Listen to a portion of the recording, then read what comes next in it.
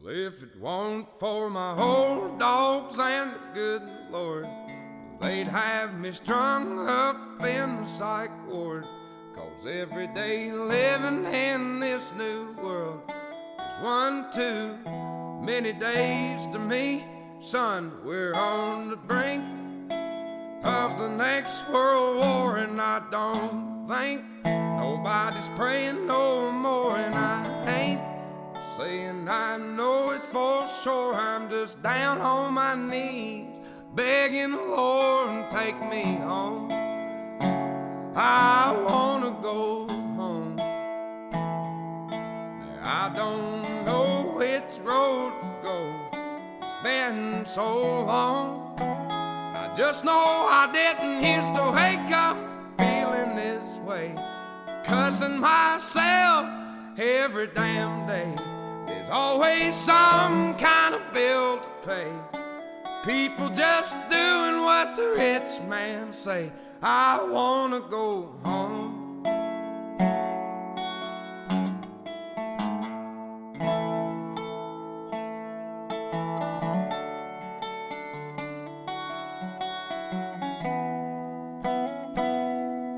Now 4 generations farming the ground.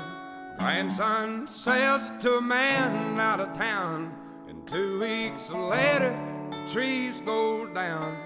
Only got concrete growing around. I wanna go home. I wanna go home. I don't know which road to go. It's been so long. I just know I didn't used to wake up feeling this way, cussing myself every damn day. People have really gone and lost their way. They all just do what the TV say. I wanna go home.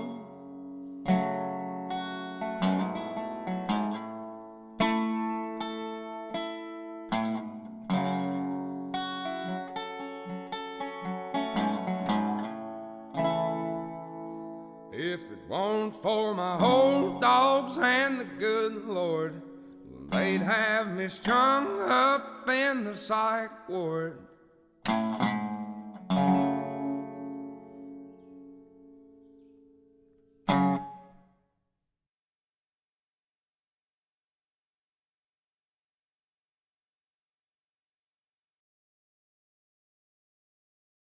All right, you guys, welcome back to another episode of These People Are Idiots. Joined here again with my friend Ciprian Ivanov.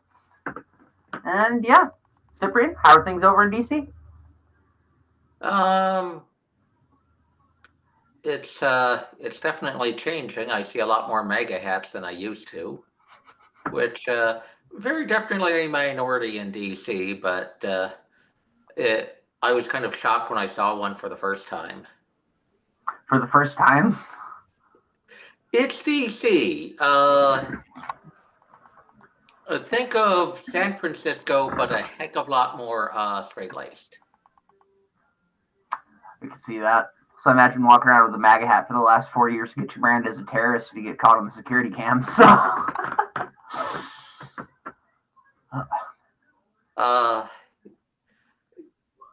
interestingly enough, a guy actually put up an annoying poster, and campus police in my law school basically went all out to find the guy.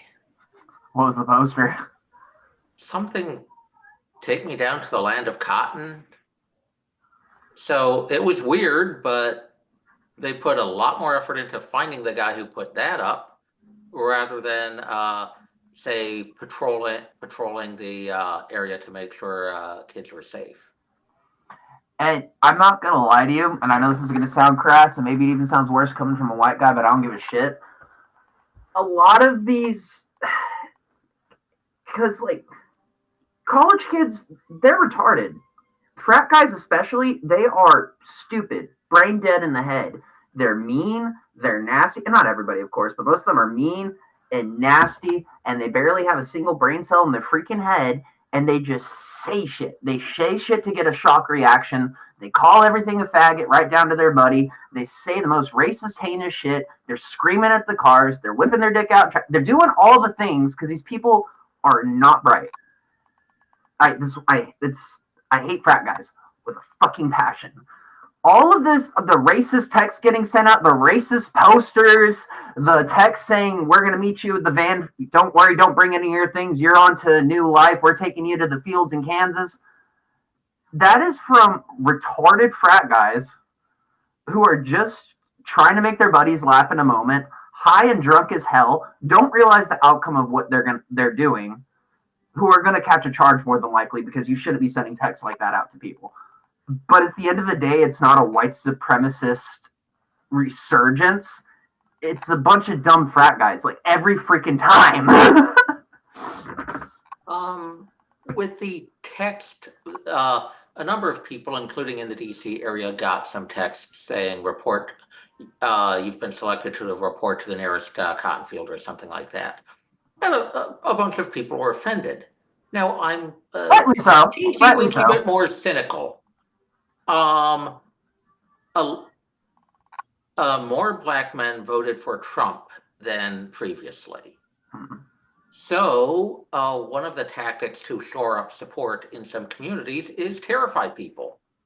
So those texts could have been sent by Democratic operatives trying to terrify people away from the Republican Party so the Democrats still have a reliable voting bloc.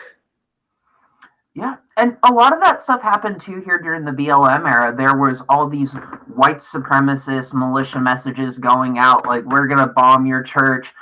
There was one, I'll have to find it, and it was just like, it looked like a child wrote it, and it even sounded like it's like, I am a white supremacist. Donald Trump is my president. We are going to da-na-na-na-na-na-na. I believe in white supremacy. It was just very, very forced. But it still got people really activated for like a day until it like came out that it was obviously a fake. But all over Eugene and Portland for like a 4-year period, that was happening so often, especially during COVID. There was all these fake COVID messages from like the Proud Boys and how you should go spit on door handles and go piss on certain things to spread your COVID and all this. And then it turns out that it was the left putting it out. So it's just like shock messages that go out in mass like that. I just don't ever trust it to be the initial source that they claim. And I think that's the appropriate reaction because it's very easy to send an anonymous text or to have a burner phone and do it. And so it's very easy to get people who are less suspicious to just, so it's very easy to get people who aren't suspicious to have a paranoid reaction and to steer people that way. Any strong emotion can be weaponized. Yep. And it's not to say any of it isn't heinous. I don't want to like mitigate how someone in the African American community might feel upon reading that message or hearing about it because goddamn, I'm sure they're all sick of that shit. It is 2025. We should be past that, and obviously a bunch of people aren't. But yeah, we got to watch our emotional reactions to that and really evaluate where these things are coming from. Because we kind of are in just a golden age of propaganda right now.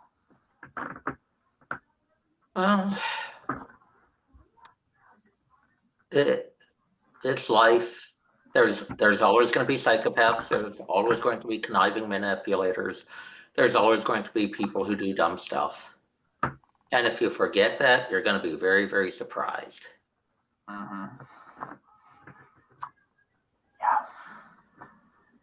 People don't realize how dark things get when they're stuck in their own bubble. And it's good if you live in a good bubble where nothing bad ever happens to you and you're not surrounded by crime and assholes and drugs and all that. It's like, God bless.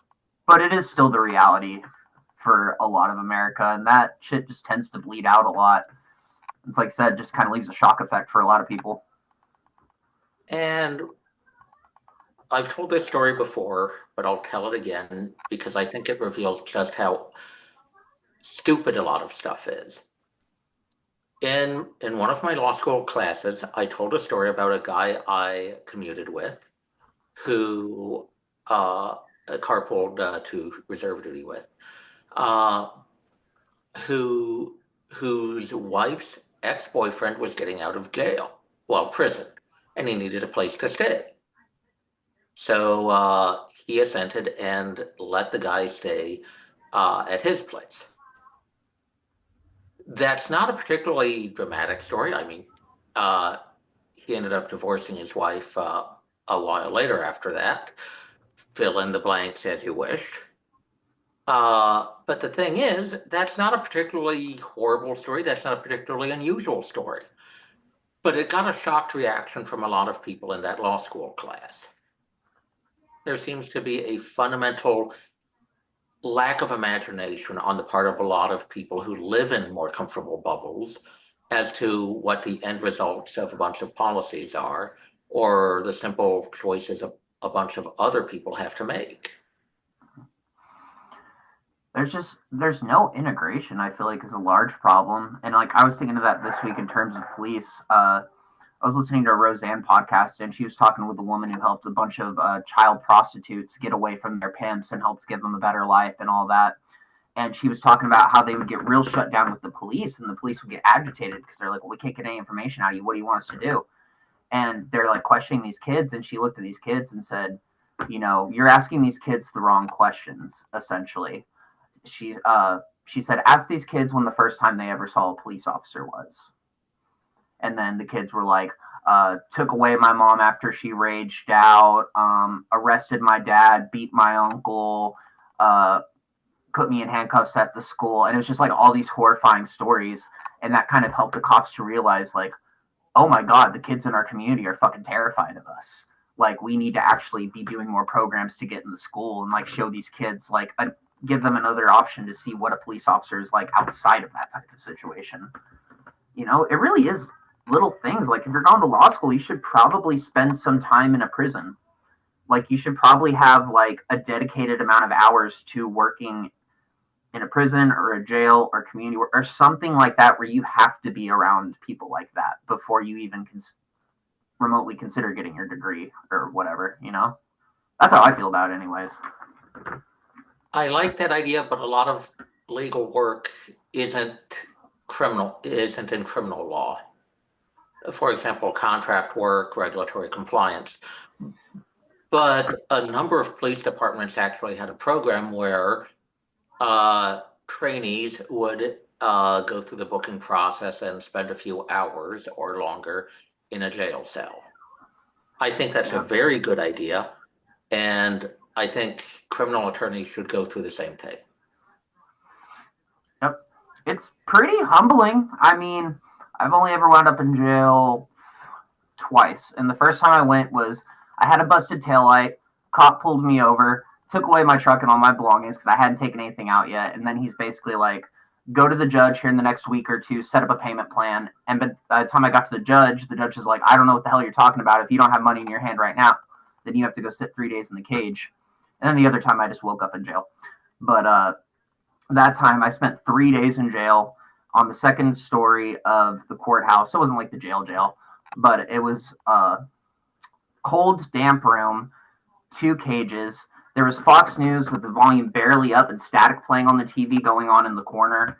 I could have a clock on the wall and a little window like this where I could see when the sun was up and the sun was down. And I got meals twice a day for 2 days. I think one day I got 3, if I'm not mistaken. And I saw the security guards, talk to them for 2 or 3 minutes. Had one longer conversation a couple times. But again, that wasn't for anything major. That was just a busted taillight in a corrupt city. But do you think back to that and it's like, I wouldn't want to do that again. That was a long fucking 3 days. Didn't have a pillow, barely had a blanket, sleeping on metal, nobody in the cell next to me. It was just me. Long, dark hallway ahead of me. Like, it's not great, but it serves as a healthy reminder. I think about it every day. Yeah. Here in DC, the jail is a focus of news stories for how miserable it is. Now, half of those are because the January 6th defendants were held there, or at least some of them. And periodically, other protesters get hauled off to jail. So that's where half the complaints come from. But the other half is, the jail kind of sucks. And I don't really blame the corrections officers because Clearly, they're under a lot of pressure to have a secure jail, and they're also under national political pressure to crack down on some of the more violent protests, and they're under pressure to run a whole bunch of I think they're annoying because they distract organizational focus, but a whole bunch of programs to help prisoners. But the reality is there's only so many corrections officers, and the management level has to spend so much time on the collateral duties of those programs that it's hard for them to keep focused on the practical things of running a jail. Can you get the air conditioning working? Do you have the plumbing working? Do you have a reliable patrol schedule? And if they're spending all their time on those things like various programs for prisoners, like helping them vote for ANC elections or things like that, they're going to be distracted from what it takes to actually run the place. So I don't think those are necessarily bad ideas. It's just, at what point do the proposed ways to help prisoners with programs crowd out the ability to actually run a decent building? Yeah. And anyone I've ever talked to who's been to jail anywhere I've lived, the conditions are never, ever good. And I mean, a lot of the time it's people who've come from really shit conditions, so they're not really one to complain on matters like that. But it's just, I mean, it's the same as if a school doesn't get funded, right? You can really tell when you walk in and everything's ghetto and trashed and rusted and holes in the wall. And then, at least in the case here, like, and a lot of correctional officers are corrupt, so there's always like contraband or taking sides or pitting people against each other. I've always heard stories about that. Because I think there is a lot when it comes to like security guards and correctional officers that a lot of them ultimately become as corrupt as the people within the jail. That definitely happens. I might have, well, okay. So I knew this one guy who was a security guard, and I won't give out too much of his information because his life is his own, but I found this to be fucking insane, and I do think about it a lot. So this is back down when I lived in South Texas. My dad was friends with a guy who was a security officer, and you know, he got along with all the people in the jail pretty well. Everybody knew him, and this dude was egotistical as fuck. I mean, I'm talking about the story in a more positive light, but I fucking hated this motherfucker after a while. He caused a lot of shit around town. But as far as an art story goes, he had a giant like oil painting canvas in his room that he got from one of the prisoners out of some deal they had made. I'm not too sure, but it's him, and he's standing in a courtyard, right? And there's like 2 or 3 floors of inmates, and they're all looking down, and it's like a ground up angle. It's really epic. And there's a security guard standing over one of the prisoners with a baton in his hand, and the prisoner's on the ground like this. And all the prisoners around are cheering and doing this. But here's the thing. This is where it gets interesting. Every single prisoner is him. It's all his face. It's all his mannerisms. It's a million of him in a prison watching him beat the shit out of a prisoner. And the prisoner painted it for him.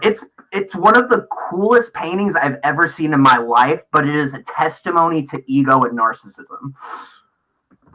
And I wish to God that I had taken a picture of it when I was younger, and I never did. But it was insane. Giant fucking painting.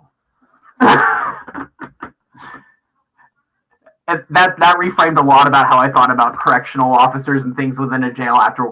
I'm like, you could just, like, what? It just blew my fucking mind. I've met some good ones and some bad ones. And the thing is, prisons tend to be the very low priority for pretty much everybody. So prisons have a harder time getting quality recruits, and they tend to be bottom of the barrel for funding, and they tend to be bottom of the barrel for public scrutiny.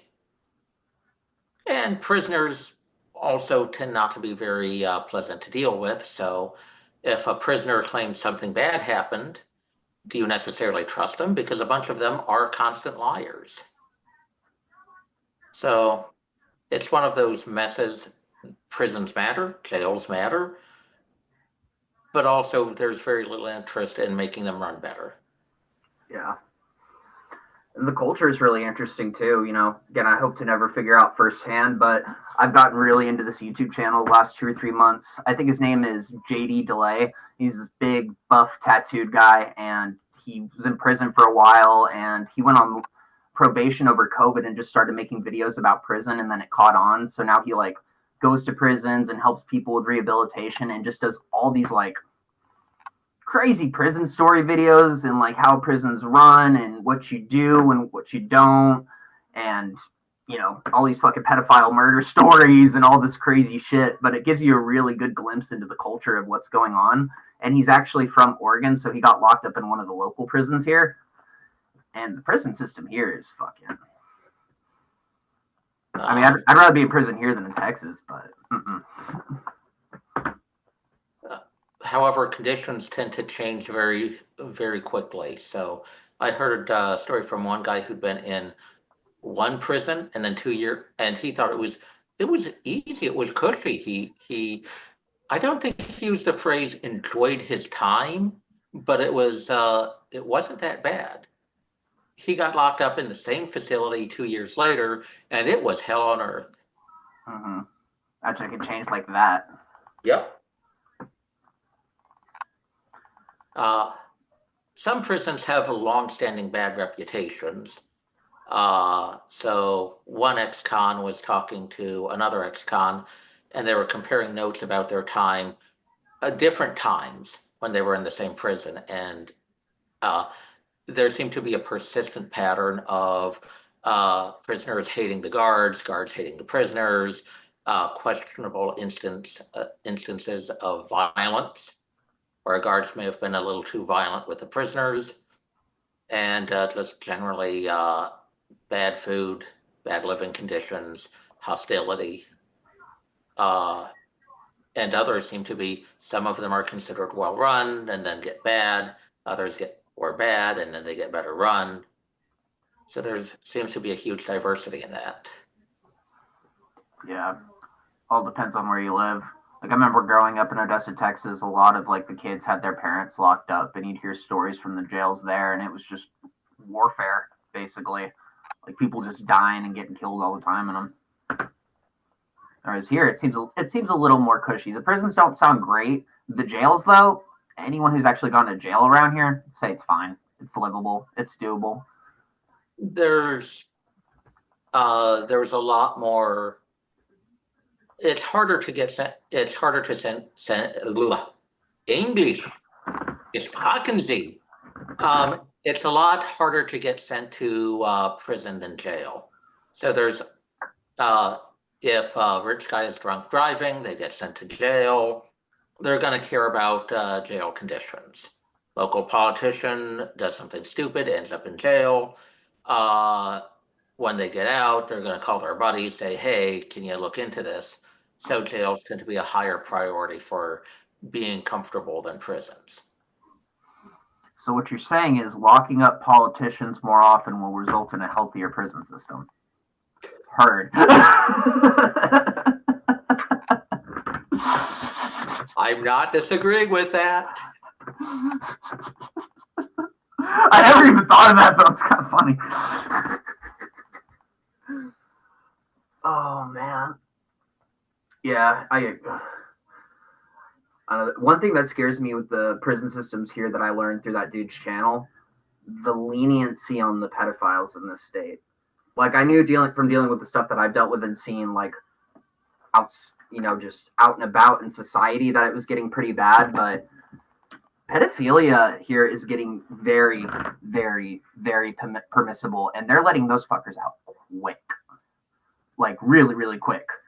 People are going in for doing way, way less, and some of these child molesters are going in for 3-4 weeks at a time, and then they're just getting sent on their way. And I guess there's what? I'm gonna send you some of this guy's videos. It is some eye-opening stuff. But so pedophiles now in the jail system in Oregon, I don't know if the word protected class is the right word, but it's seen as basically they can't fuck with them for being chomos no more. because then it's considered like a hate crime, essentially. Yeah. Yeah, so all that prison justice that's going on, that's getting completely discouraged, because if you go and beat his ass, then you're getting charged. So now apparently, I guess they have, and it might have been going on for a while, but they have a jail. I don't remember if he said it was in Salem or Portland or somewhere around there, but it's basically the Chomo prison. But the problem with that is they started sending different gang members over there at one point due to like overcrowding or different problems they were having. So like you'd have these like gangsters going out and all these different people going to the Chomo prison, and then they have to get shipped to another jail, and everyone's like, "Why'd you go to the fucking Chomo prison?" And I'm just like, "Oh my god, it's a freaking nightmare." But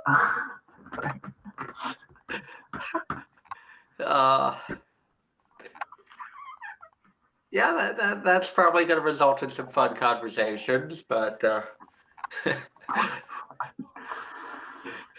oh, it's so bad, dude. But yeah, it's getting to that level where they're putting chomos in the same category as the gays, and it's like, okay, no. No, I don't care what felony I catch. If I'm going to prison, I'm sitting in a cellmate with a pedophile, I'm having some fun. That's just what it is. That's some nasty, evil, vile shit. And the fact that the state is like encouraging at this point and giving people slaps on the wrist for it, go to hell, you fucking communist bastards. Fuck that.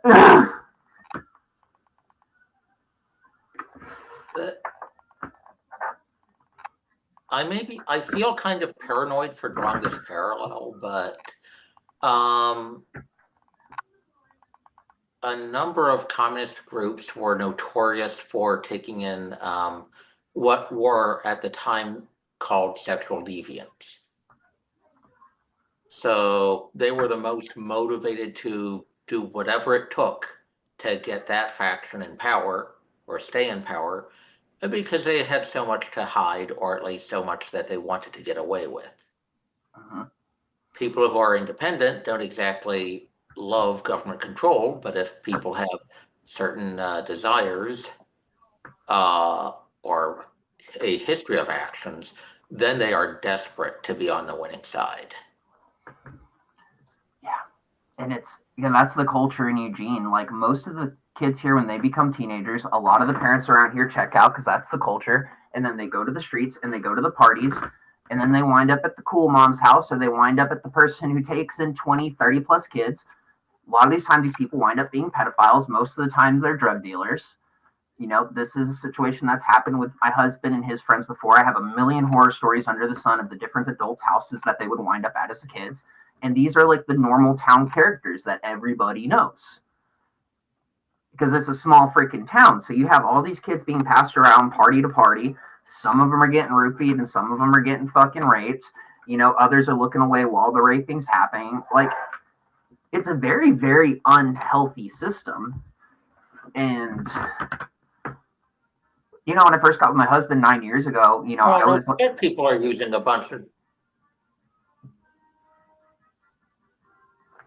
I mean, after that, now I understand why there's such a drug problem. It's very much a different culture. It's starting to look more like you're looking into some poor village in the Middle East, and everybody's just cross-eyed and glazed over and skinny and malnourished and it's kind of zombieing on. It's kind of starting to get like that, and it's just so fucking sad because it starts so young. But now, like I said last time, there's a lot of kids my age now that are getting hooked on meth and fentanyl and everything else under the sun because it's become so common and prevalent. And like I've spent a lot of time in trap houses, just fucked up, nose bleeding, like every drug I could possibly take, minus meth and heroin. I had standards. Drunk, you know, just all the things with all these horrors happening around me, you know, people be fucking in the background, someone doing a line off a fucking CD case, another person's putting a hole in a wall yelling at their boyfriend, and it doesn't matter so long as you're fucked up. It's just life. And then the further and further I get away from that, and the longer I'm sober from all that, you know, getting minus weed, it's along with what's happening in society right now, I'm realizing I was part of a wave and that wasn't fucking normal. It was like when I first got with my husband and first started hearing these stories, I was like, these are wild stories, and most of them are like actually more wild than mine, but we were just thinking of it as, oh, that's just what kids do. And that's kind of how everyone else around us were too. And like we always had more special stories, and I think that's why my husband got along together really well. It's just because of the crazy in our lives. But like I said, the older we get, the more we realize how not normal it was, and how recent in time that actually became a thing. Realizing early 2000s things weren't really like that, even here. Like I was a tweaker, I was a junkie, and it's just like that's all the other kids were junkies too.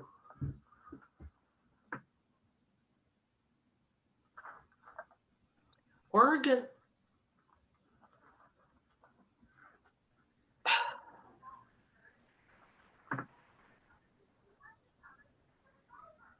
I can understand why there's a lot of hate and rage towards the system if that's the way children get treated. Yeah, because when you get older, it's like all your life has just been chaos and hell and anger and fighting and lashing out and jumping from one high to the next. And then you're sitting there like, well, college isn't affordable. Well, I'm not making enough at work. Well, I'm not where I want to be. And then you're like, well, it's happening to everybody else around me too. And now it's like, well, maybe that's more cultural than it is systematic at that point. And maybe the system is creating those cultural standards, but the power is really within us. Again, I get told by so many people, like I'm podcasting with or speaking with, about how intelligent I am, and kids your age don't speak about this, and they don't reach out to us like this, and they don't have respect for their elders like you. And I'm just like,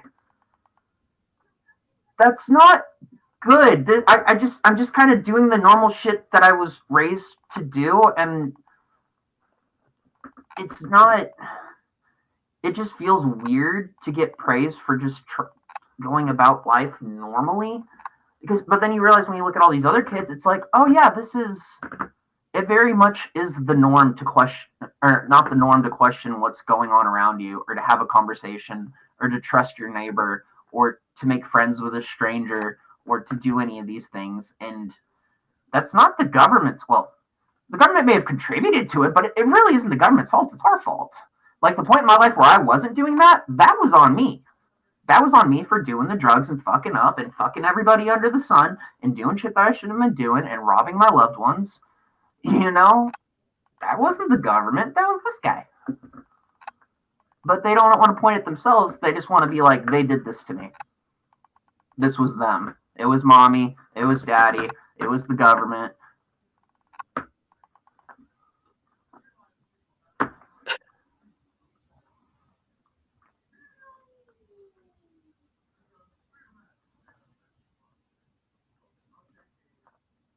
Well, there's a couple directions I could go with that, but I suppose the first one is your life sucks. What are you going to do? Cry about it? You've got just crying about it isn't going to make the situation better. You've got to try to move into a better direction. Mm-hmm. Maybe the second direction, the second thing I was thinking of is it's very easy for politicians to manipulate people by telling them that all their problems lay outside of themselves. Blaming an element of the system or blaming other people, that's a very easy way to get political support. It also tends to attract pathological people and keep them pathological because then they spend all their time thinking about stuff outside of themselves instead of what they personally can do to make their lives better. Yeah. So the domination of social life by politics tends to create a race to antagonize people from each other. Doesn't always work that way. Oftentimes it doesn't if people have other things going on in their lives. But a lot of longtime political junkies tend to be pathological people. Hi, I'm in DC. Ask me how I know. uh, a lot of the people who get into politics, and I'm mostly seeing that on the Democratic side, but that's not everybody, are very used to trying to give meaning to their lives by railing against or fighting against something else because it's easier to look on the outside than on the inside.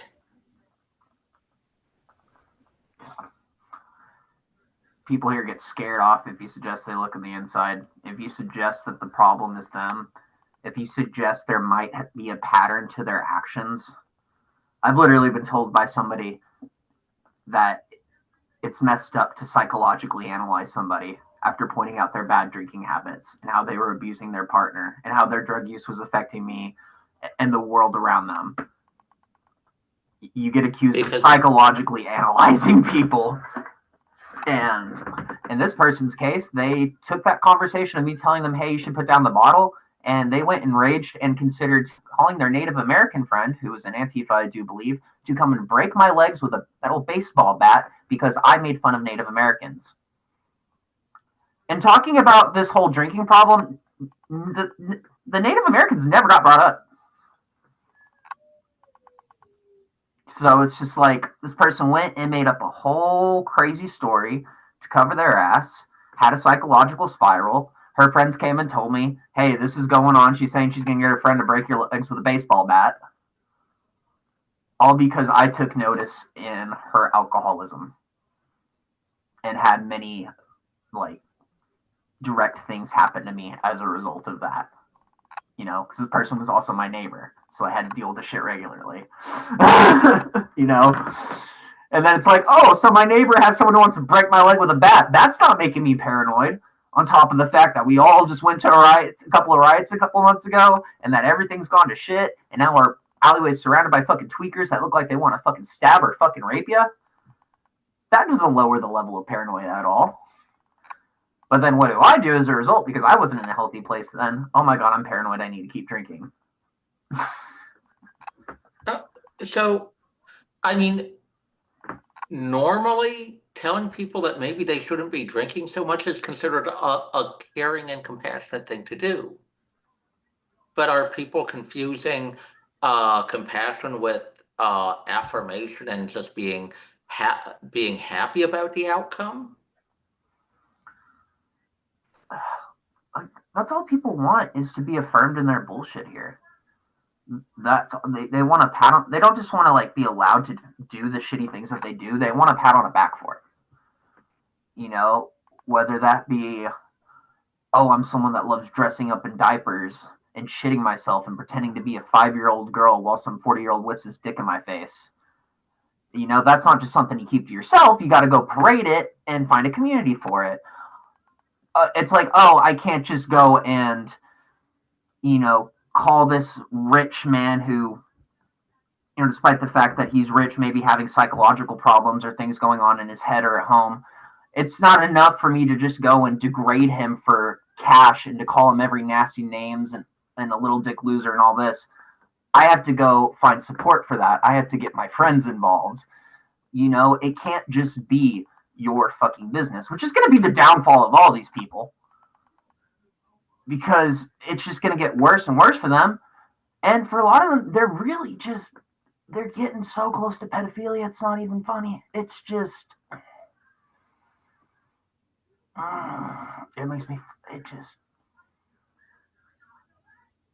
in Texas, we deal with this shit. There's some fucking creep in your neighborhood. You show up with a fucking gun and you tell them to get the fuck out. That's what people do down there. And the cops show up and they're like, well, it wasn't great, but I understand. You know, criminal fucking... other states, they let you deal with this shit. Here, you can't deal with anything. You know, even if it's just reporting a pedophile. Because now there's all these technicalities. It's not just, they want red flag laws on guns, but you get a red flag on a local pedophile, and they're like, well, technically there's not much we can do because X, Y, and Z. It's like, what the fuck?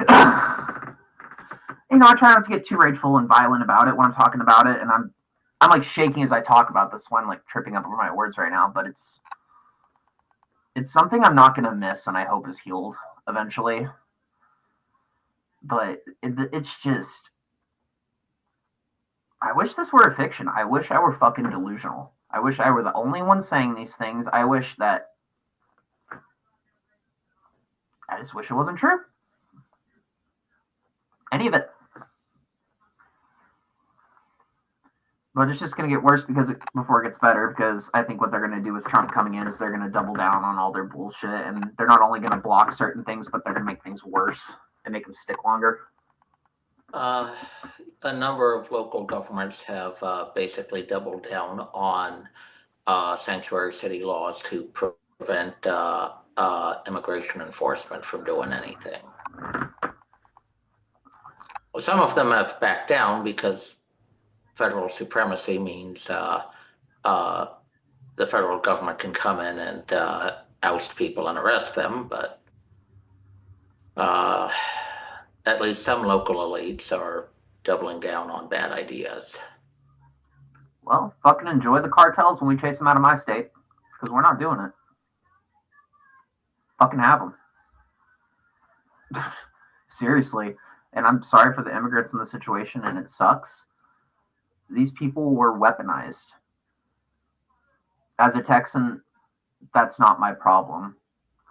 You know, as an Oregonian, that shouldn't be my problem. That should be on the government to deal with in a healthy manner. And for locals to be allowed to address however they need to, so long as it's not violent. You know, they're talking about doing bounty hunters for immigrants and shit. No, that's not the way. There's going to be a lot of things that I disagree with for how this happens.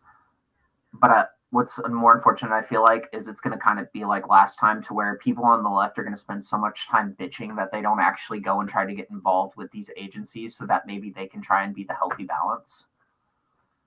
So they're going to be like, well, why does it all seem one-sided? It's like, well, why aren't you trying to actually do something about it besides smearing shit on a Van Gogh painting? Well, there are some Democrats that have been trying to be the healthy balance, and they're not exactly feeling comfortable within the Democratic Party right now. So Richie Torres, a whole bunch of people hate him. He's got a ton of courage, but he's not exactly popular in the National Democratic Party right now. Josh Fetterman. I don't like a lot of his politics, but he seems to have taken his health issues as an excuse to be a lot more forthright about a bunch of stuff that most Democrats can't talk about. Mm-hmm. Here in DC, there is a local guy on the school board who basically is kind of the mouth. Yeah, he's speaking in his personal capacity, but he's basically calling out a lot of the BS from the progressive faction in DC politics. There are people trying to run places in a stable, productive way with democratic values, with left-wing values, but without going crazy. Yeah. But there's a whole bunch of activists, many of them paid with government money. So a lot of government agencies funnel money to non-governmental organizations, favored by various politicians. The workers for those NGOs end up lobbying politicians, going to protests, signing petitions, sometimes even harassing rival politicians. So that happens a lot in local politics in Democratic-run cities. So there's a lot of pressure on the saner Democratic politicians right now. Some of them still stand strong. Some of them knuckle under and then basically complain when the pressure is off. And in some places it's been successful enough, the pushback has been successful enough that some of the crazier politicians got ousted in the San Francisco elections. but there's a quiet war among Democrats that's largely being forgotten about. They're not all crazy. It's just that the crazy people are driving the train right now. Yeah. And, maybe this is a good time to mention this because I needed to do it in some capacity.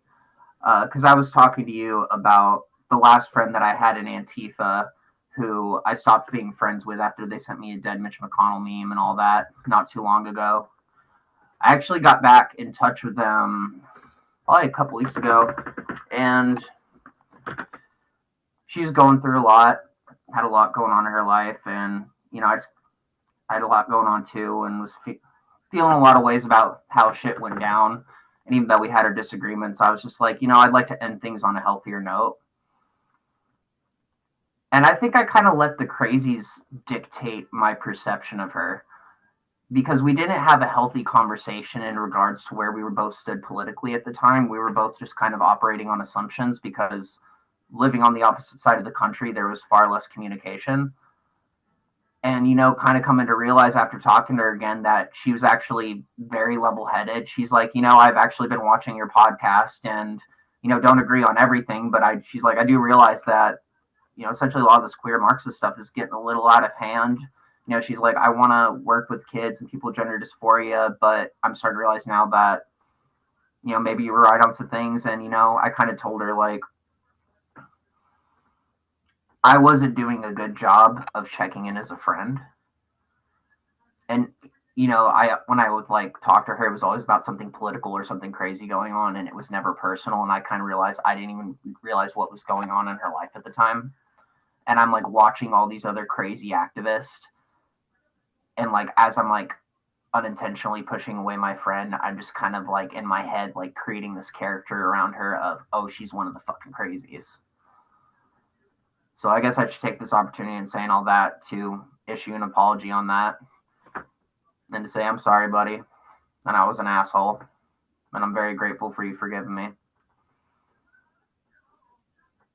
But yeah.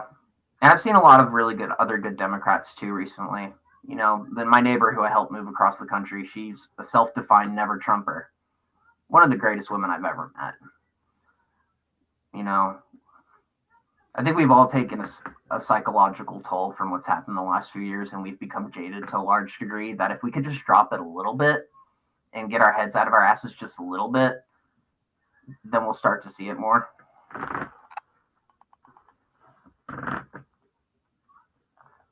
I hope so. I think we are returning to some degree of normalcy because there's only so much people can throw at Trump before it just gets stale and people look for something else. And the activist industrial complex, people realize that a lot of these people are being paid. And people realize that a bunch of the stories in the news aren't necessarily the way they are. So when people become a little more skeptical, they'll be less manipulable, and people will look to each other, hopefully seeing each other as people.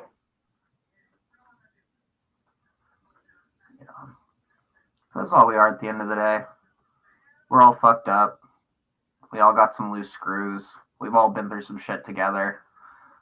But I feel like all the things that we've gone through together as a country in recent years can be a really unifying thing if we let it.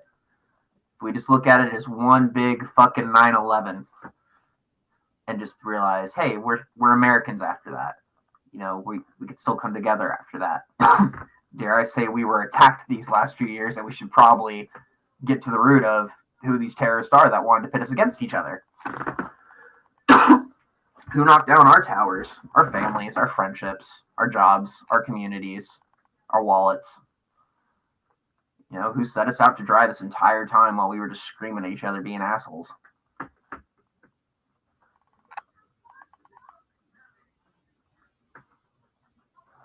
Oh, that's complicated. Since you, Ciprian, I want to list names now. Okay, Roy Singham, probably working as a cat's paw for Chinese intelligence. Oh, and he's been funding a number of the professional activists in the New York area and elsewhere, but mainly the records I know are more for the New York area. But most of the cartels are believed to be backing some of the politicians in the California area. Shocker. So I wouldn't be surprised if some of these NGOs are also on the take from the cartels. But frankly, I think the biggest problem is just Americans trying to get rich off of shady government contracts and doing bad stuff to Americans. I think that's the biggest factor here. And egotistical academics who have a love of power, but not a love of practicality. I think this is a 20% foreign influence problem, 80%, 20% foreign influence, 20% greed, and about 60% just general egotism. Yeah. Ego's a big one. And as far as like, you know, cartels paying for NGOs and different politicians and shit, do you think Trump could have some pull to, like, I don't know, I mean, they did RICO on the mafia and they did all these different tactics. Like, what tactics could be implemented there as far as like rooting out who's connected to who?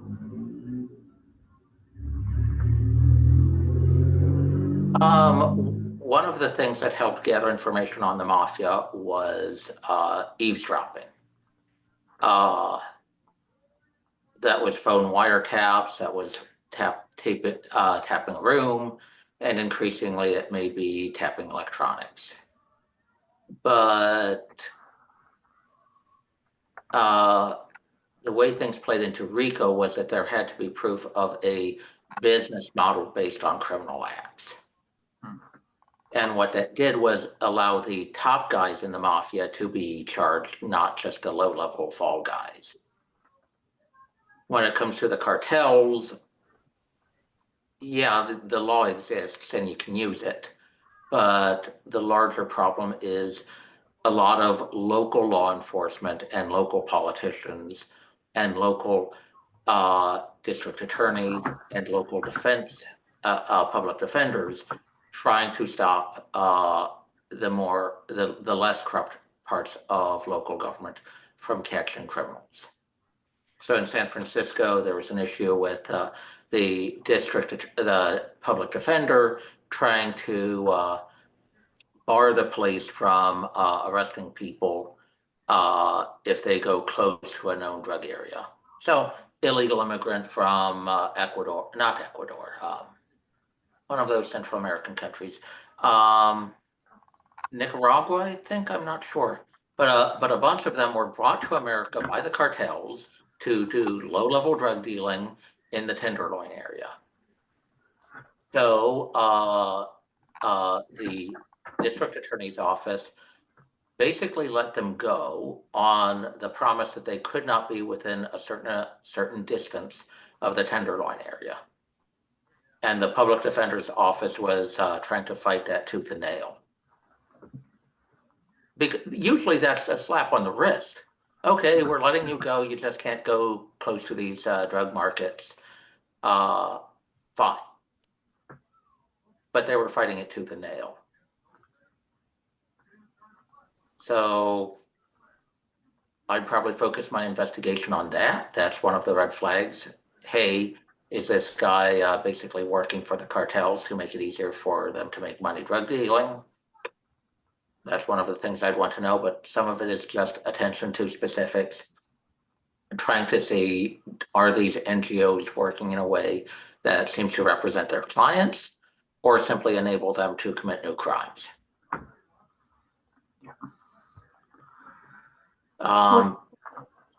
That's not really a matter of new laws. That's not necessarily a matter of new permissions. It's just a matter of attention to detail, focus, and the willingness to investigate.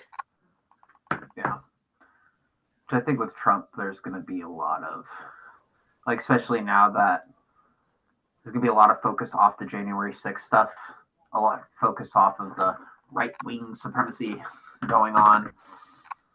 But then I also wonder, like, how much of that they're still going to be doing underneath Donald Trump's nose, and how much they'll still be focusing.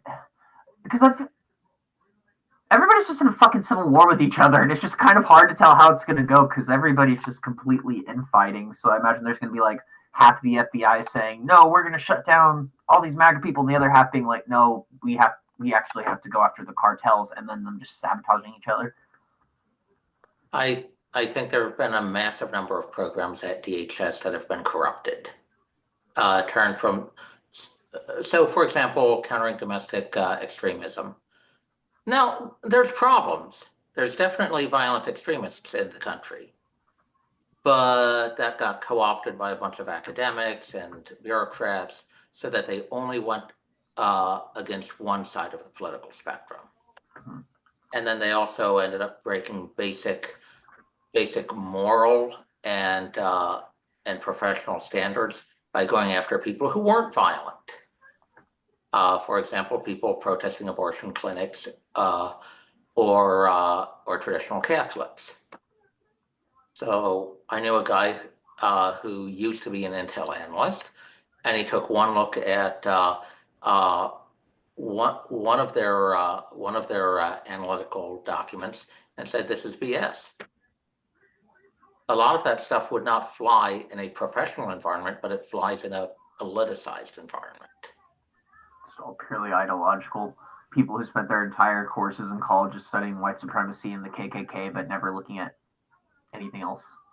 Yeah, I mean, it sounds simplistic, but I think that's half the problem. Because it is interesting, but like, if that's your only focus, then you only have one piece of the fucking puzzle. What about the black supremacy? What about this? What about Islamic terrorism? It should be a healthy balance of studying all these things. And I think that's a fundamental part of the problem. There's so much drama about how bad the KKK was, and they were fucking nasty. But if you spend all your time focused on that, you can't necessarily recognize the other kinds of violent extremism, like the Weather Underground.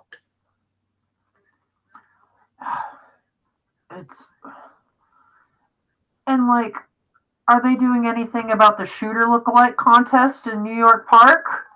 Probably not. Well, that's not illegal. I mean, it's a very worrying behavior. It's a very worrying sign, but it's not illegal. Yeah, I guess you got a point on that. It's just, again, it's Matt Reeves' Batman. That's exactly what fucking happened. Everybody started dressing up like the Riddler, exactly like how they dressed in the park. Actually, it's like a full-blown like copycat of the movie almost. But where do you fall on that? What are your thoughts on that whole situation? I guess nothing specific, just in general. Or actually, hey, do you mind if I go to the restroom just real quick before we talk about that? Okay, one sec. So what are we thinking about America's Sweetheart? So nobody really likes health insurance companies right now. They're always going to irritate some people when they deny claims, and there's always going to be people who sometimes submit bad claims, sometimes submit claims for categories that health insurance companies can't verify. So if they're going to be financially rational, they're going to deny it. And then the paperwork side drives a lot of doctors to despair because they have their notion of what will help a patient is not necessarily the same as what health insurance companies have judged to be most cost effective or whatever. Mm-hmm. And at the same time, health insurance companies are under a lot of pressure from the government to cover some things, don't cover some other things. And if it's all one big pool of money, it's very easy for a bunch of crooks to submit fraudulent billing, which has been a problem, or to pressure people into getting procedures that they don't actually need, and thereby soak the insurance pool and run the company into a deficit. So a lot of these companies are under extreme financial pressure. and political pressure. So quite often the way for them to avoid losing money is to be nasty and deny a lot of claims. So nobody likes the people working in those businesses because the whole business structure is designed to be one that doesn't meet anybody's needs. That said, the guy was working in a lawful business. And if you don't like it, it's kind of anti-democratic to kill people doing something that's lawful. Fully agree. It's like And, I'm sorry. There have been times when people have tried to spark a political movement by killing businessmen. Notably, the was it Baader Meinhof gang assassinated a German businessman in the 1980s, and they got some blowback because back then a lot of people didn't like businessmen in Germany, but they were also very aware of just how bad things could be if there was just rampant political murder. America right now is in a different place. Most Americans haven't seen a dead body. They haven't seen the consequences of mass political violence, unless you're in a city like Minneapolis. It's very easy for the comfortable children of elites to play at being revolutionaries and not think about the consequences, the loss of trust, and the difficulty of building a working system afterwards. So you get someone like Taylor Lorenz, who was gleeful at the murder, but at the same time, Taylor Lorenz is a transparent psychopath and an idiot. Yep. So it's very easy for people to feed their sense of other people are holding me down by telling dramatic stories of how evil these executives are. But that's not necessarily a realistic appraisal of what the alternatives are. But that does feed into their sense of a will to do violence and a will to trample on other people. So I think there is a thrill of enthusiasm from basically spoiled rich kids because they love the excuse to do violence and they like to feel like they're helping people by doing it. But that's rarely reality, but it's emotionally satisfying. And you don't have the reality check of having a totalitarian neighbor next door or seeing the consequences up close. I think if this keeps on going on, America might suffer another wave of violence like the 1970s.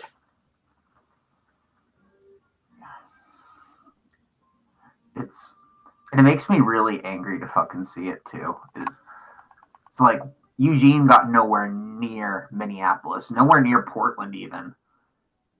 But it was enough to put the fear of God into me to see what could happen and how quick it could go down. And like to see people in the community that weren't even humbled by that will still laugh about this and just forget that all of that even happened. Which, it's just,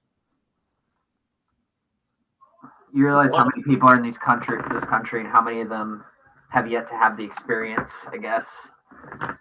It's not fun. It's not admirable. These aren't good sights to see. Chaos in the streets, like violence, people getting their skulls cracked in, people whipping guns out on each other, wanting to kill another human being. These are not fun things, but I guess if you sip on your Starbucks and play on your iPhone and go play your video games at home and not have to think twice about anything else, then it's fun to say. But violence isn't fun. There's shit scarred into my mind I'll never get out.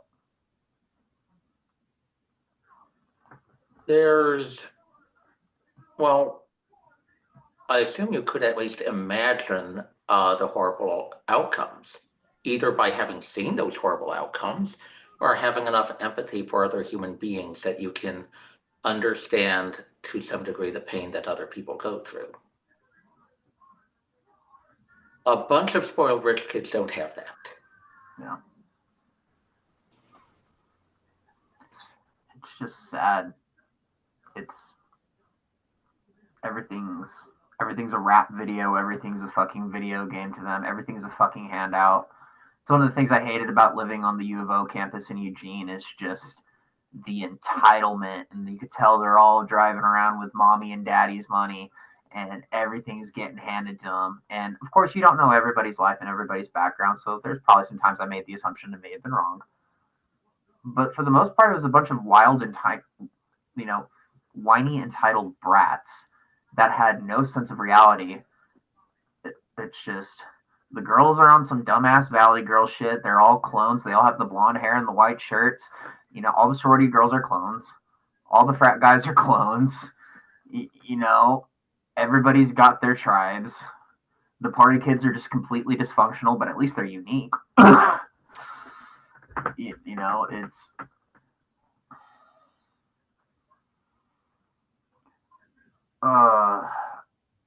I don't. It's like so much has happened to us. This whole country, our community, all this shit has happened all around of us, and a lot of these people are just so dense and just.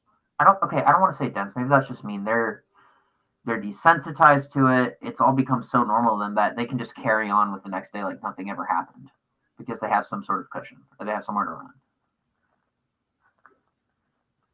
Yeah.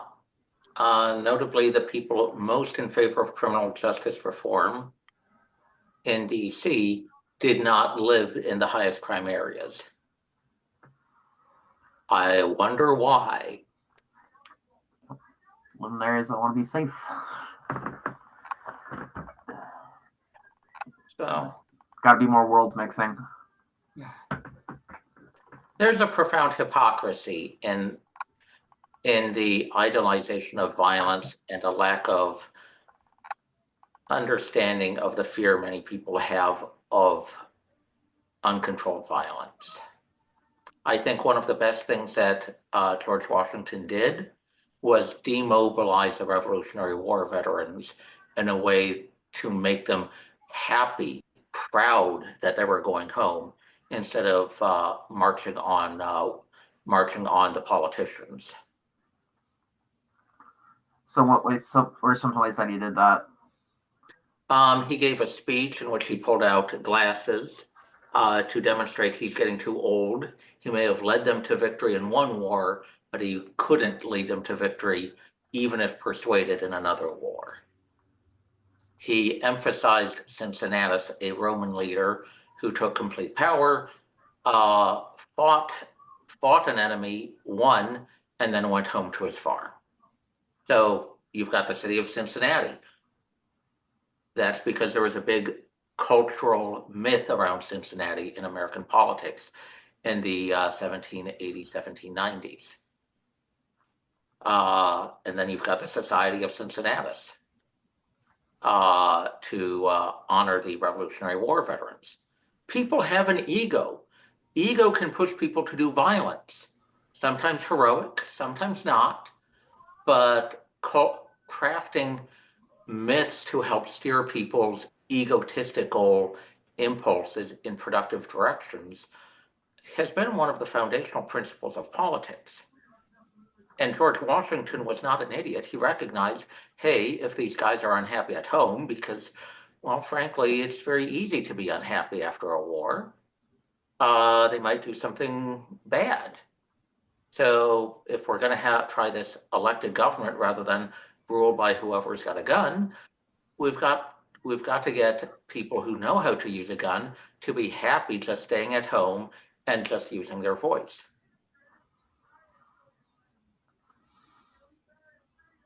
We did shit so right. Again, I think it's why we can bounce back from this. I think we had a really good foundation in this country. For all the bullshit it's gone through, for all the corruption. I mean, racism, homophobia, all that sucks. But a lot of the healing in that, I feel like, was just more of a product of evolution. I feel like a lot of that was happening in due time. And a lot of it probably could have happened faster if it hadn't been solved. But, I feel like we were evolving down a proper course. really well, historically speaking. So if we could just get that shit back on track. People forget how unique the American experiment is. It was an experiment in allowing local communities to decide things based off of votes and persuasion, rather than a hereditary caste of local rulers, rather than central direction by a distant capital. One of the biggest things that helped Americans one of the biggest things in helping prevent violence was you could go to the state where people agreed with you more. So some people say, oh, it's terrible that these states were dominated by this group or that group. But what was the alternative? Central direction to require everybody do things they didn't like? When you've got that degree of interference, you've also got temptations to use that for corruption or suppressing ideological enemies.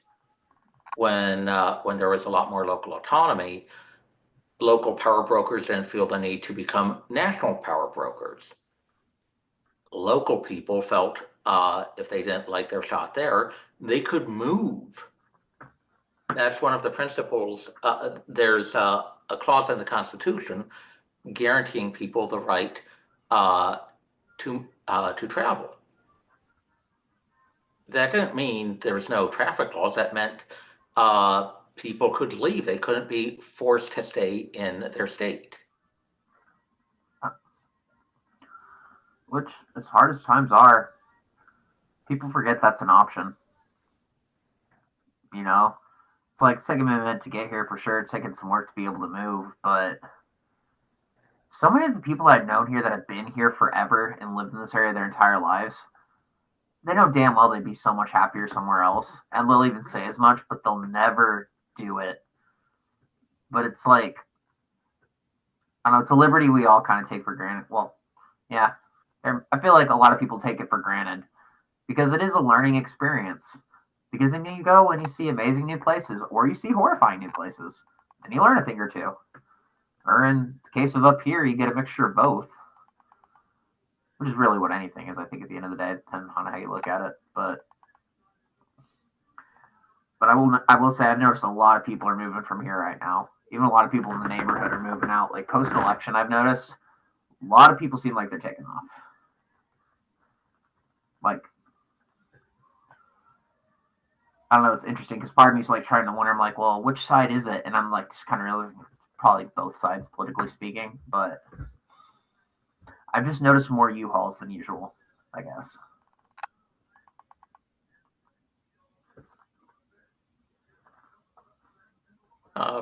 DC's basically a college town, so there's a regular cycle of people moving in for school and Congress, moving out after the semester or legislative term. Yeah, and it could be the same here because there's college here, but I do feel like there's kind of like a great migration happening right now of people. Like there's definitely a really big switch up of the different states to where I do feel like a lot of places are going to become more purple over time. Like Texas especially, like a lot of people are going to Texas right now. That's entirely possible. The 2020 census was admitted by the Census Bureau back in 2022 that they had overcounted some states and undercounted some states. And part of that was just massive migration. This seems interesting. So going back down to Texas, and they're seeing like so many new cultures that I hadn't seen like about 10 years ago. All these different restaurants, new kinds of shops. Like, it's really interesting. It's fun. So I feel Texas is like actually more diverse than up here is right now. But I'm just hoping that it heals over time and that people get to meet from people from different places. Because there is a lot of people in Texas who realistically, they're never going to leave. And they're going to have some of the change come to them, just as long as the change isn't fucking forceful, because Texans don't like that shit. But just in like meeting the right people and being able to have a good conversation with somebody who may have come from California or Oregon when they've never expected it. Like, I feel like that could help simmer things down.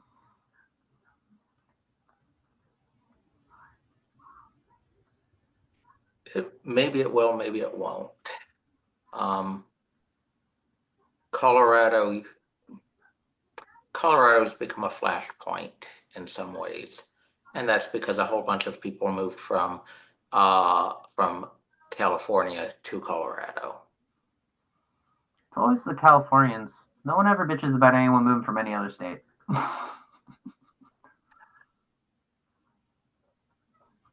It's never those. Yeah. I mean, I've heard some complaints about New Yorkers in New England, but yeah, basically all the complaints I've heard about are either California or New York. It's never all these people are coming in from Louisiana, all these people are coming from Kansas.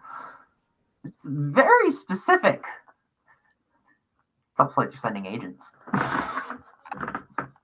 I mean, California and New York have also been notorious for their long arm statutes. They basically tried to claim jurisdiction over anything that tangentially involves New York or California citizens. So, for example, there was a bar in Nevada that served some California citizens, and California sued them. The bar was in Nevada. All the business being done was in Nevada. California sued them. Oh, that makes sense. That's bound to make some people bitter. God, California. I'm sorry, California. If you're a nice person in California, then God bless you. I'm sorry for saying it, but most everybody I met in California was a dick. I like to think I'm a pretty approachable person. I can always have a great conversation and smile and meet people at the counter, and I like to make friends with people. That was not happening in fucking California at all. People were just there. There's some people just had the life taken out of them. I don't want to say the soul, but just pissed, unhappy to be there, bitter, couldn't give a shit less about what they were doing, be it a gas station or a hotel, a mechanic. Like, everyone was just so inconvenienced by my presence. And then as soon as I got out of the state, everything was fine again. Like, I gave it an honest shot, but there's just something. I felt like everybody had their walls up a little bit more. You know, it felt very West Texas in that sense. Because, like, growing up, like, everybody was in gangs. There was all this crime and trafficking and robbery, and, you know, kids were carrying guns, and kids were drug dealing back in 2nd and 3rd grade, and all this crazy shit. So, like, people had up protective barriers and weren't always the most, like, welcoming or open to outsiders. But California definitely resembled that to me. I think that's a pretty decent explanation. I knew a guy who won the visa lottery. So he moved from Romania to New York City, but he just found it really hard to deal with people in New York because there was so much. The effort to protect yourself in a dense urban environment often involves signaling that you aren't an easy mark. Mm-hmm. But if you're an outsider trying to integrate into the society, that standoffishness makes life really, really hard. You know, that was one of the good things about Eugene. Definitely doesn't have it anymore, but Eugene made itself very easy to integrate when I moved here. Like, people were very approachable, very kind, always willing to lend a helping hand. I feel like that's really what it takes to have a healthier state, healthier society.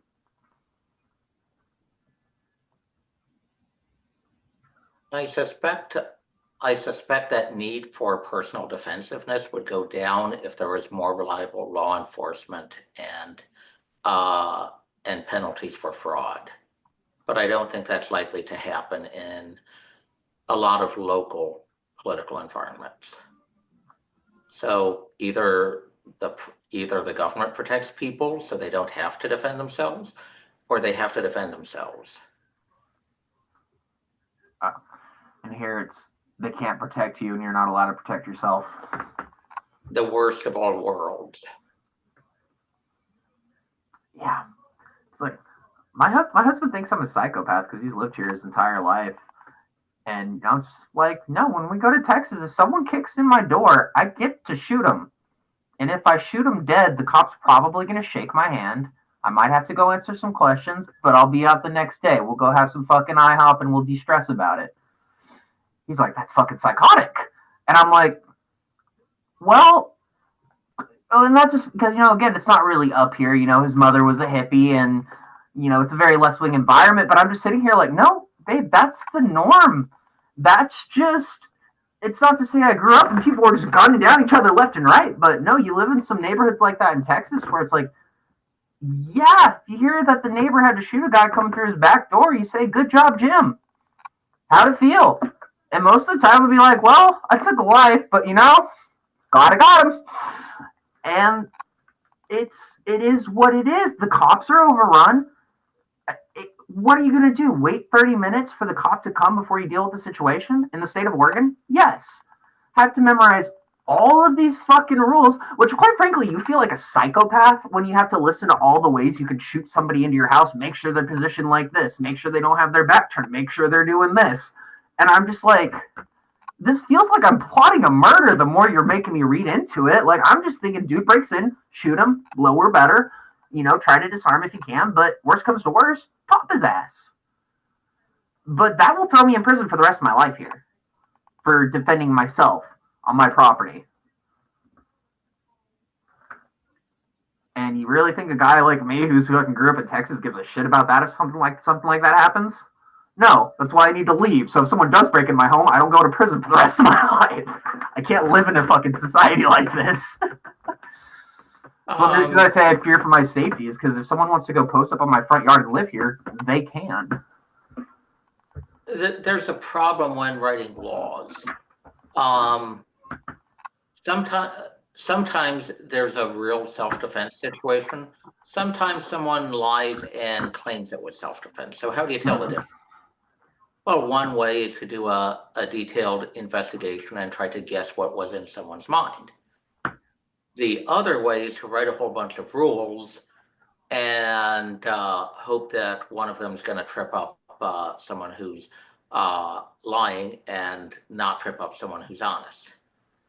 But whenever someone tries that list of rules approach, other people are going to apply it and basically say they all have to be met or you did something wrong.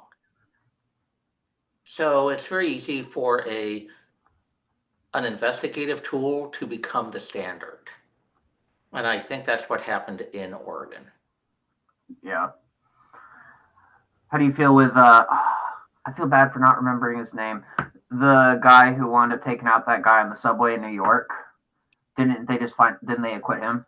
Daniel Penny, yep. Yeah, that was good. I know there was some anger about that, but I'm just kind of like, meh. Like, I think that, I don't know. I've seen a lot of scary tweakers and a lot of scary people on the bus here, and a lot of people get threatened, and it's like sometimes you get what you get.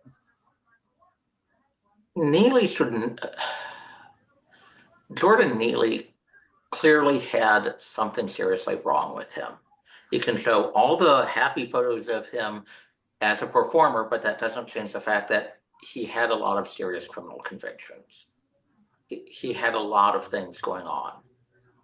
And the standard in New York for involuntary commitment for psychiatric reasons is he a danger to himself or others? I think that was met with Jordan Neely. He should not have been on the street. He should have been in a psychiatric hospital getting treatment and being monitored by people who could prevent him from hurting himself or others.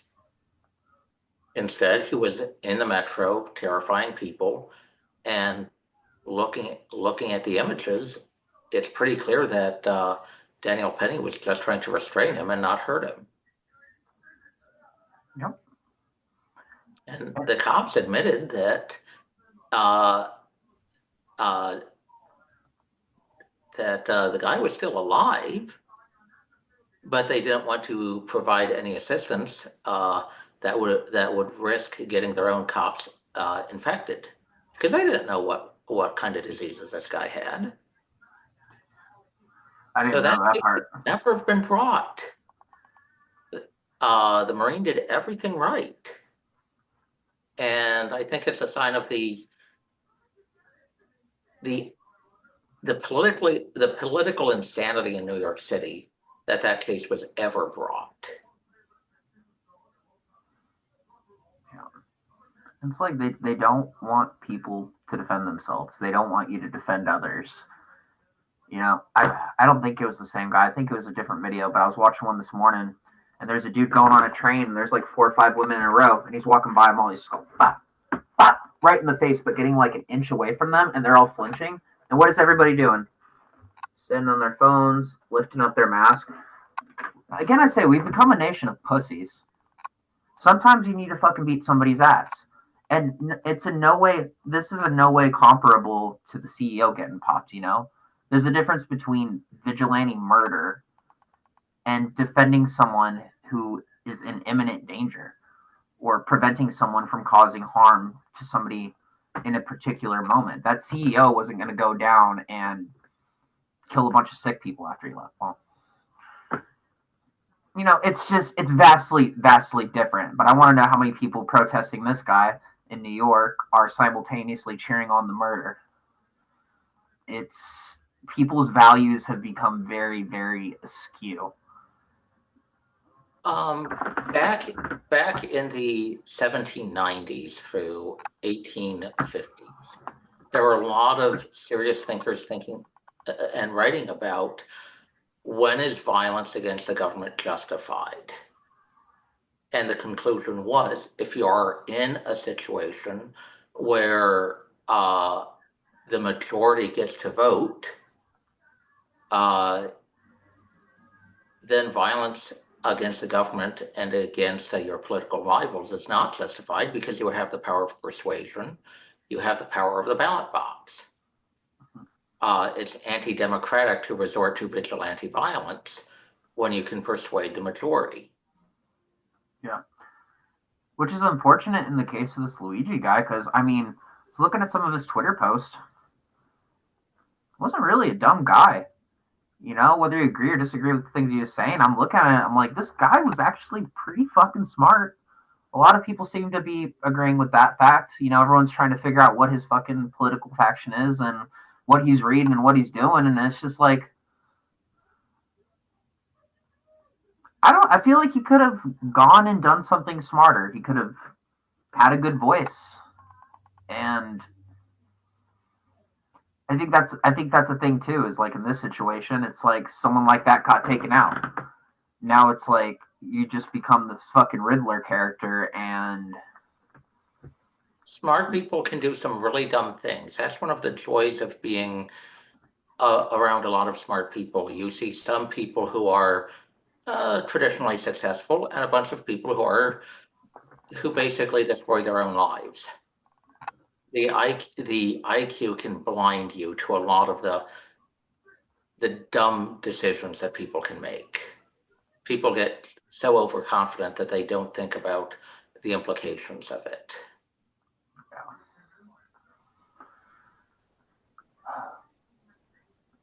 it's so sad. And goddamn, guys, if I ever go on a killing spree, condemn me. Please condemn me. Because at this point, it's like you can have all the good points under the sun, but it's just, it doesn't feel great. And then I have people I listen to on YouTube that I really enjoy, and then they cheer it on, and I'm like, man, you guys have so much pull. It's like all I see coming from it is more anarchy, more riots. And it's like, I feel like the flames was going out, and I feel like it still kind of is, but I feel like it kind of just put like a little bit more cinder onto it. Kind of like I told you before, like, oh, we can't kill a president, but we can get CEOs, and we can get the lower end people, and more people will cheer for us. And I think most people don't like that path, but there's enough people in that little social bubble that they think most people will cheer them on that path. And that's how you get political cults, anti-democratic politics, and an undertow of political violence in a society.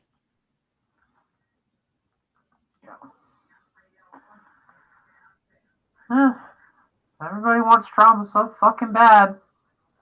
Get your fucking trauma. This is one way to fucking do it. Again, I could just see like an army of these people all dressed in the hoods and the mask. Literally, all they're missing is the question mark right now. It's really pissing me off. Oh, you were thinking of different hoods and masks than I was. Which one are you thinking of? Well, the KKK didn't just torment Black people or other ethnic minorities. They also attacked business owners that they thought were not satisfactory for whatever reason. There's no difference.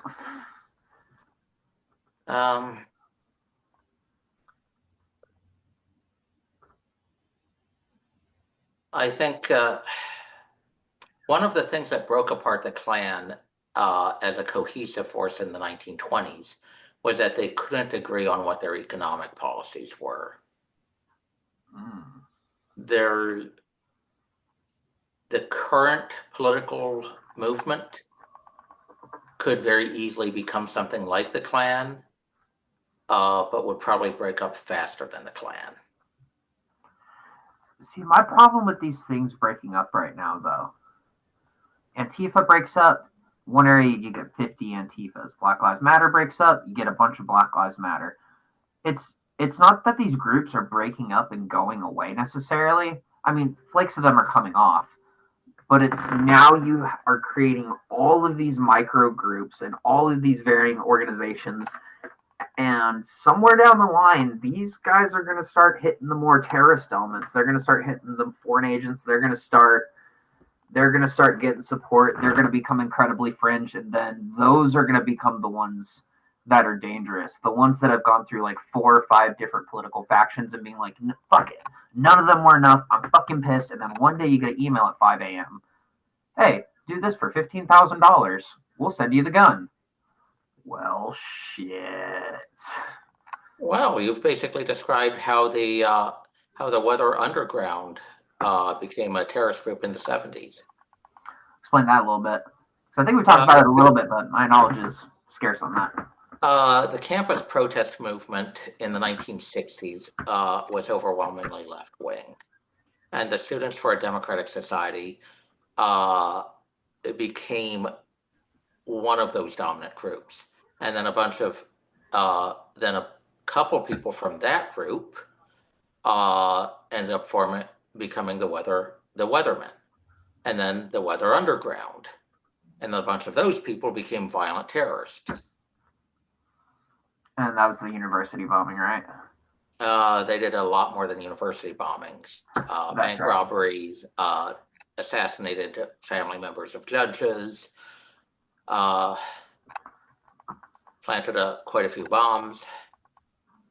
But because they were the children of the elite, most of them escaped any long-term consequences, and a bunch of them are professors at various universities right now.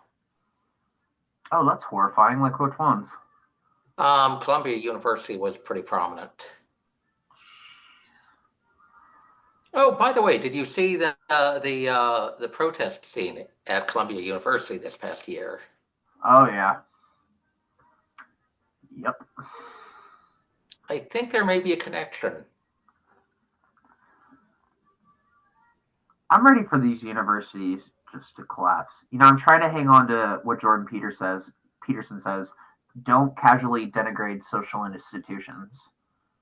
But I don't feel like I'm being casual with it at this point after seeing this much bullshit.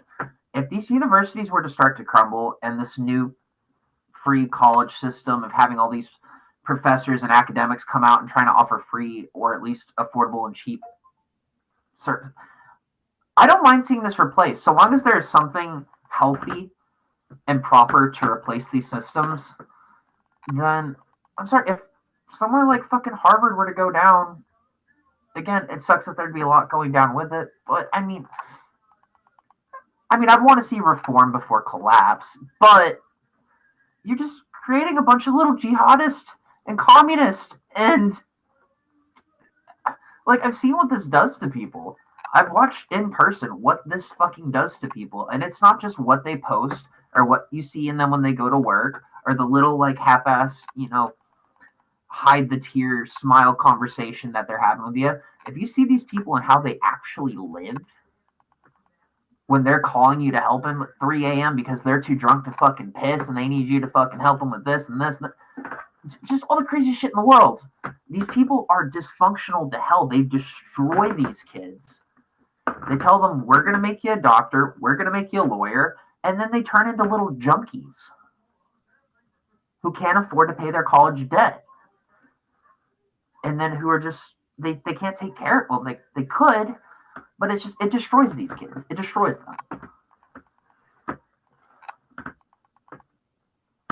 And it also destroys the professions because the standards for academic medicine basically cratered about a decade ago or earlier. Then what did we have with COVID?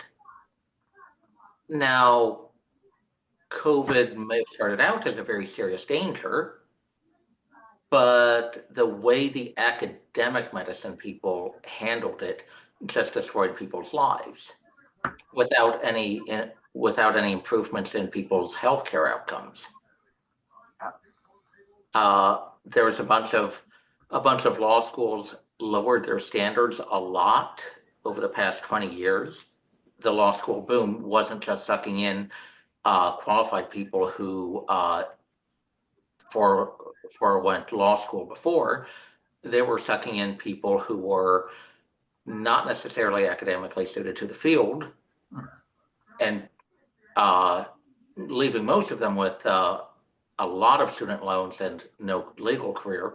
But it also ended up, whenever you've got a bunch of lawyers, politicians make appointments based on political ideology, not on the basis of academic qualification. They can't really judge that.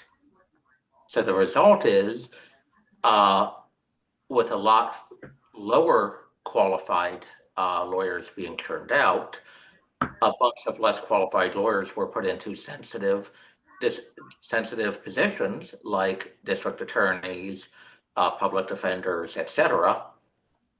And if these people aren't really understanding what's going on, they'll jump in on a bunch of bad ideas that the previous academic training or selectivity would have prevented them from buying.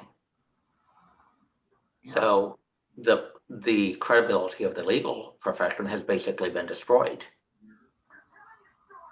And they're doing it with minorities too, because now a lot of it's through DEI. So it's not just the lowering of standards, but it's the lowering of standards. So like you'll have like African American child who's on the lower end of the poverty spectrum, and the standards are lower, and you're giving them all these different things under the sun, making uneven distribution, not making these kids earn it. And then all of a sudden you're taking a kid from that environment and throwing them into this high-end college where they're just not actually prepared for it because they didn't have to go through the rigorous standards.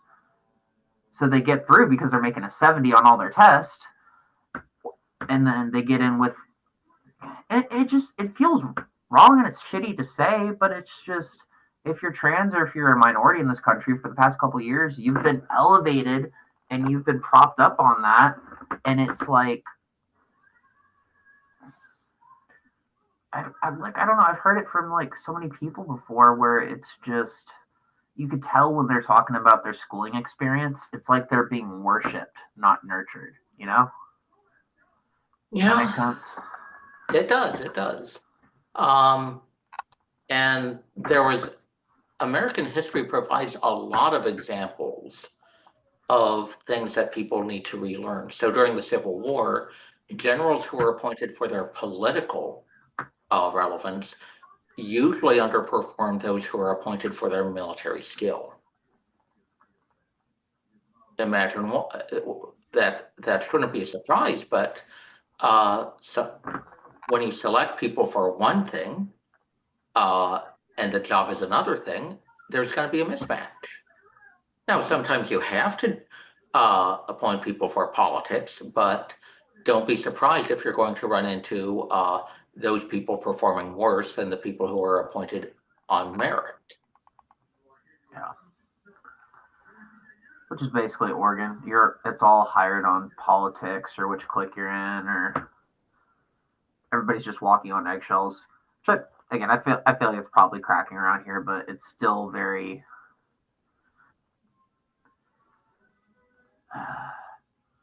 just so tired of people here being so fucking sour to everybody.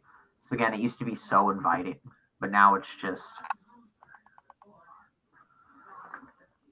and I don't know, sorry, I feel like I'm like lower energy today too. I've been barely sleeping the last few days. I'm like brain fried, but I don't think I'm gonna miss this level of dysfunction. I know there's still gonna be some dysfunction when I go down south, but it's like I feel like I've just been getting thrashed around a fucking tornado for the last 9 years. Well, I'll say 6 years. The first 3 years were pretty generous to me. But, well, no, I was a junkie. They weren't that generous. It's opened my eyes up to a lot in life. Seeing, not just like seeing and living through this, but like peeking back and asking questions and trying to like deeper understand why things are like this. But it still just hurts my fucking brain at this point. I think it would be fascinating to see you write something about life in Oregon.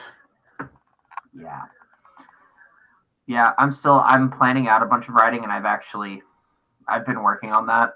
I'm kind of learning that my writing is like doing any other projects. I have like 3 or 4 writing projects going at the same time right now.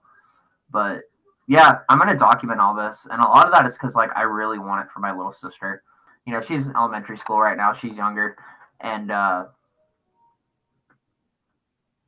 it's going to be a lot for her when she like turns 18 and gets out of high school and walks into the world. I know there's going to be a whole steaming pile of shit waiting for her. And I want to have some sort of historical record to kind of explain what's been happening and to kind of like get her updated. And, you know, I also want to leave something to history. I kind of feel like one of the best things I could do in my life for me personally is to make myself into historical relic, be it leaving podcasts or trying to leave behind art, or like I told you, I want to like take the YouTube videos and burn them onto a DVD and just bury them in the earth along with a DVD player and a TV maybe, and just have like a little time capsule or something. Like I think we really, really need the future generations to have a firm understanding of what's happening right now. And given that so many people are checked the fuck out, like the people that are paying attention really need to like make sure we take those lessons so that it's not forgotten. Because it's very clear that we forget things very fucking easily and very quick in this country. Like, yeah. So yeah, definitely a bunch of writing. But I don't know. It's like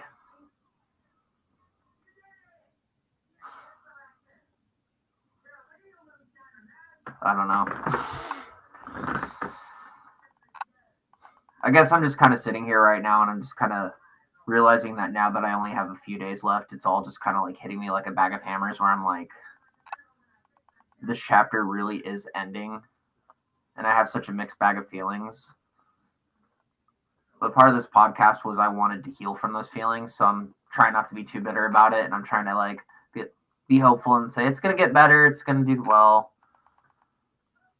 But it's also kind of hard to look at it at the same time and say that because I'm like, it's going to take longer than most places. It'll probably be one of the last places to heal from all of this shit. I think it still will, but a bunch of the stuff you're saying about people's attitudes towards kids in Oregon continue to shock me. So if that's the case, then yeah, it can't heal the same way the rest of the country does. There's just been too much hurt. It's going to be generational. It's, and I feel so bad for the kids here. Because now, up until like 2 or 3 years ago, I'd never really seen homeless kids. Like homeless teenagers, for sure, but I mean like homeless kids? That's fucked. That's really fucked, especially when there's a bunch of people that'll go online and they'll talk about how people don't have houses, but then they don't do jack shit to help any of them. Because they're all scared of the homeless. You know, it's... So what's that kid's first impression on life? Well, mommy raised me on the streets. Oh, go ahead. Are the kids homeless because nobody's going to take them in, or because the kids are scared of adults? Well, usually I'll see it with parents. And I mean, I see some kids wandering around. I guess I never really questioned if some of the kids wandering are homeless themselves. But, you know, the sad thing is it's like, when I see homeless Mexican kids, there's almost always a father. Or at least a male figure there who I hope to God it's a father and it's not some sort of trafficking situation, because we are getting the immigration stuff up here. But from what I can see, it seems usually like a father and a mother, but there's usually a father figure here. When it comes to all the other parents, which is usually the white parents, it's usually just the mother. That's something I've noticed. Or a grandmother. Yippee.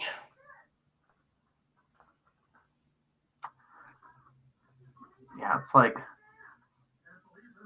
for as much as going on with like all this immigration stuff, and there has been a lot of like tearing apart of the families that got here together, like they have their values set.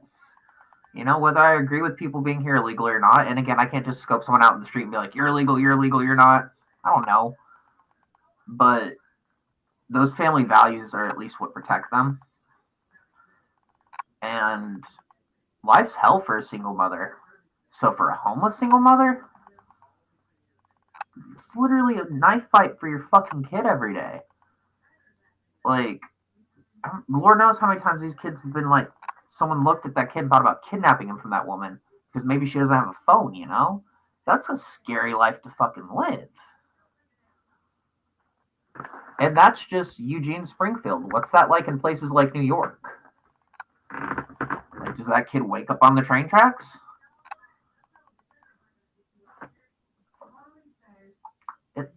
It's a sad sight.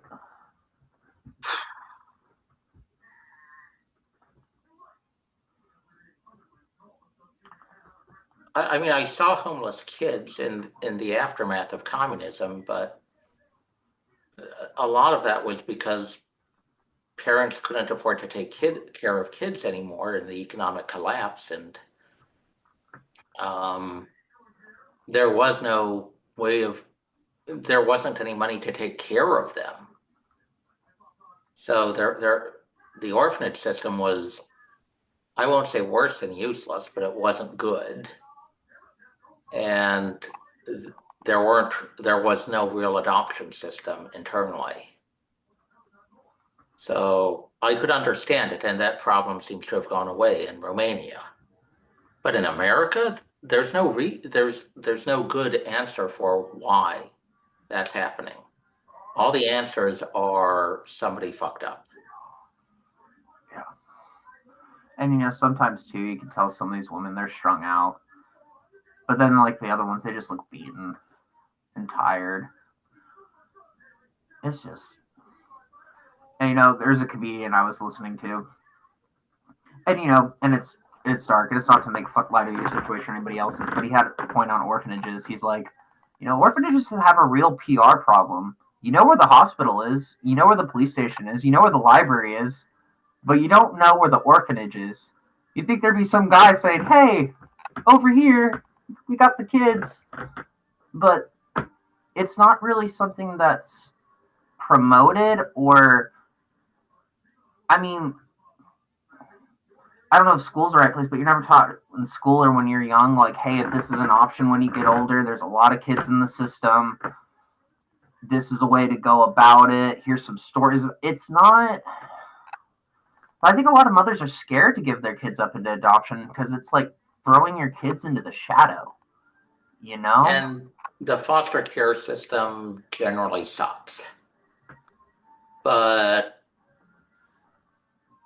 when you're in a bad place, you have to consider what's worse. Mm-hmm.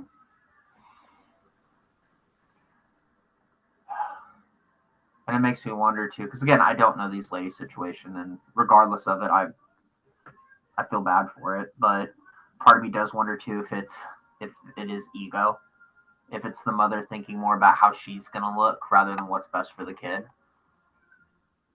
Or, I mean, that's possible. Or the foster care system could have already traumatized people. Because there are some good foster homes and there are some terrible foster homes. And a lot of kids see both of them. Yeah. I had a foster family that used to live next door to me when I lived in North Texas, and I think they had 12, 13 kids at most at one point, maybe a little bit more. And they had a lot of fucking kids, but they were the happiest people on the block, and they had like the giant old bus band, and they all went and did the trips, and I think they did like mission stuff, and I think they're connected to some churches and whatnot. But I just always thought that was the coolest thing. It's just these two people with not a mansion, but a big old house, just like full of kids, and they're all just doing their shit, and you like see them like going into the front yard and going about their day, getting ready for school, and it's like at that point, it's a whole organized structure, right? So you're watching a whole system play out in front of you. It's not just regular parenting. It's like for those two, it was like ultra parenting. Like they put all their time and heart and soul into it, and it was a pretty neat thing to see. If it works, it works. Unfortunately, in a lot of places, DC included, there are some absolutely terrible foster parents that take kids basically for the government paycheck, and they don't exactly raise them well. So there are some people who do great, some people who do terrible. So what's it take to become a foster parent? Rules depend on the local system. Foster care is an extremely localized thing. Sometimes it's basically showing that you're basically a responsible person, and in others, it's more about who you know. What are some examples of that? What? What are some examples of that? Some foster care administrators basically refuse to put children with their political rivals. I don't just mean individual people. I mean, if they were Catholic, kids wouldn't be put with Catholics. Jesus. Local government ranges from the good to the absolutely abysmal. Well, and the fact that it's so localized too has me like concerned in terms of like child trafficking. Yep, like, that's been another major problem that I was kind of steering away from, but yeah, there have been a number of cases where child protection authorities were believed to be covering up for people who would abuse children. Mm-hmm. So, I mean, there's always a lot of politics and intensity involved around children, either good or bad. So maybe some of those accusations are true, maybe they're not. But the standards for becoming a social worker and child protective services are generally very low. There's no real clear way to see if they're doing their jobs properly because cases are so individualized. And there's so little political priority for scrutiny that some of those systems work and some of them get corrupted. Which scares me thinking about how it must be around the Eugene area with all the problems we've discussed and everything, how it operates around here. Like just seeing how people take in like the teenagers on drugs off the streets and how they treat them and how things go there. It's just like, I mean, I feel like if you became a foster parent in this case, you could just turn your kid into a junkie and say, be like, You're the guardian. So what if your kid's on heroin? Maybe not heroin, but ketamine, whatever the fuck. Like, there's such a leniency here. I used to think it was a really cool thing. I used to brag. I was like, Oregon's more free than Texas. You can do this. You can smoke a joint in front of a cop. You can go and fucking be naked in the woods. You can do this. You can do that. And now I'm like, maybe this isn't necessarily freedom. Maybe this isn't, not even maybe. This is just, oh, Ciprian, this is hell. These kids here are going through fucking hell. Like, I thought my mom was strict, and I thought she was a bitch growing up, and I used to call her every nasty name in the book. And now I'm looking back, and I'm like, I had the best mother on the planet. Thank God I did not have to wind up in a situation that the kids here wound up in. Because... Have you seen the movie? Have you seen the Disney movie Pinocchio? Yes. What do you think of it now? Admittedly, haven't watched it in a long time, but I think that the nose of Oregon has grown so far it's sticking out my ass and coming out my throat and giving me back problems. The Island of Lost Boys.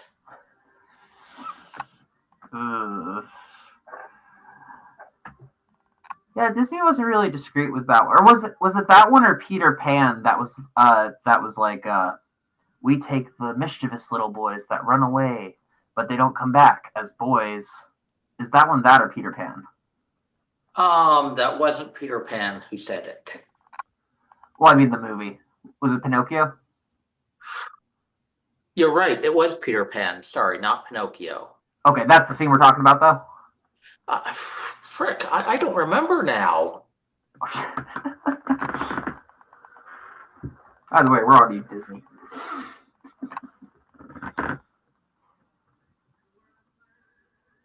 No, not the top. Peter Pan. Yeah. That was a hell of a line. No, wait.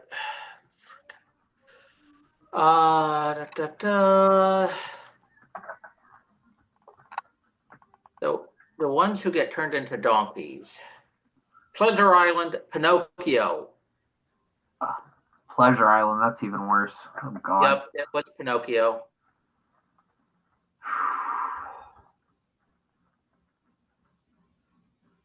As much as I love Disney and the content they create, again, not going to casually denigrate social institutions, if we even call that a social institution. If Disney were to completely collapse tomorrow, I wouldn't shed a tear. Yeah, it'd be like, I would get to say I lived through the Disney era. But it's kind of, how much longer are we going to let this shit go on? Because it didn't end there. It's gotten into the modern day. Like, even Skeleton Crew, I really like it, but I'm sitting there questioning. I'm like, did I really need to see the elephant baby in the bathtub? Was that a necessary shot?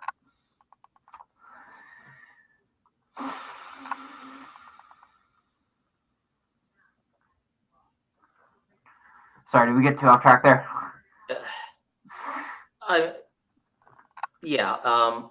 The book Pinocchio has a lot of wisdom in it, but I'm curious to see what you would think if you rewatch the Pinocchio animated movie. Okay. I'll put it on with my husband tonight. We'll make a movie night out of it, and I'll report back on that. What I need to find is an unedited version, because I feel like Pinocchio probably has some scenes that got taken out, because Disney does this thing now where they just like to take shit out. And some of the older cartoons, they just put a warning on it. They're like, this is because of the times. You might be sensitive to it, yada, yada, yada. And you can tell it's kind of half-assed, like, yeah, we have to put this here. But that's one thing I worry about with everything going streaming is censorship and being able to remove things like that. Or maybe the pedophiles take control and they take out the Pleasure Island scene one day. Oh, it never existed. And it's basically the Pleasure Island sequence that I'm curious about how you see it now. That's worse than I fucking remember in so many ways.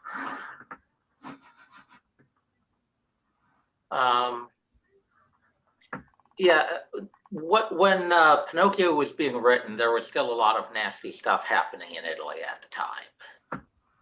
How does the book compare to the scene? It's a lot darker. God. What? So before we get into breaking down the scene a little bit, because there's a lot to dissect on that one, I have a lot of thoughts on it. What was the basis for that scene being written, or that chapter in the book being written? What was the inspiration? Do you know? I don't know specifically, but young boys being led to do stupid stuff that destroys their lives has been kind of a constant in human society. Yeah.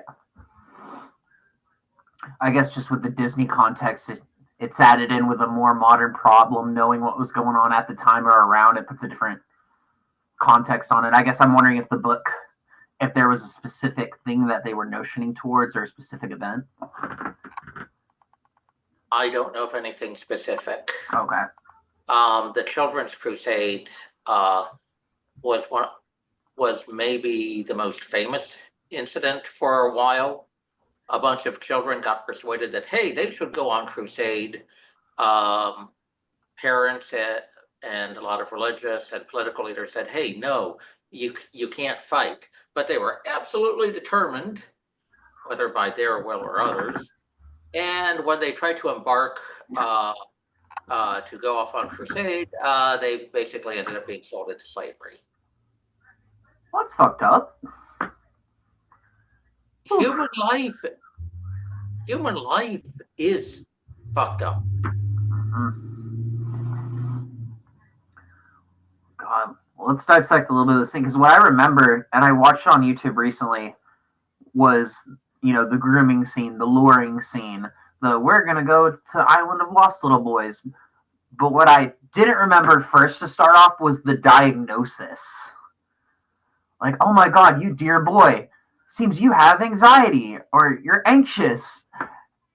And starting with that and then going all the different directions and completely disorienting Pinocchio to where he doesn't seem to know up from down, and he's dizzy and he's like, I am. And then the more demonic, satanic, conspiratorial side of me is like, okay, the first thing that he sees after he's disoriented this child is dots, which is representative of the Nephilim. And then the children, when they arrive at Pleasure Island, are all taken to the carnival with the giant clown greeting them, and a part of the realm that the Nephilim were sent to. When people have their psychedelic experiences, they see carnival-like imagery. Could be overlooking that one too. Could just simply be a carnival. But sticking with that part, the misdiagnosing or giving a child a diagnosis out of the blue to make him think there's something wrong with them. That's a biggie.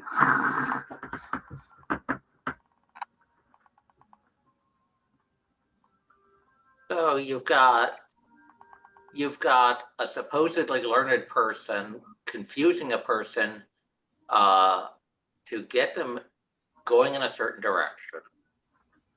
You've got people moving along without controlling the direction of the carriage. You've got people in an environment where it feels like they can get away with stuff. And then you've got people thinking it's fun to be bad. And then ultimately they end up paying for it. Pleasure Island is Eugene, Oregon. That's the big thing that I took out of that.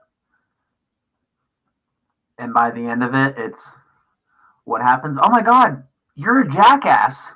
Wait, no. What? I've been framed. This can't possibly be my fault. And right now we're in the hysteric stage of leash not, and kicking over the table and smashing the mirror and thrashing about and acting like an animal, not knowing what to do. It's almost like kind of like a step-by-step what happened to Eugene, the sequence of that scene. The kids getting a house and just completely taking it over, or just all of it. It's all home. It's all Eugene. And what does the consciousness decide to do? This is what you're doing? This guy's your friend? Okay, if this is what you're going to do, then I'm just going to go. You don't need a conscience then. A lot of people need to ask their Jiminy to come back. Interestingly enough, the Pinocchio movie was made after decades of organized crime and gangland wars.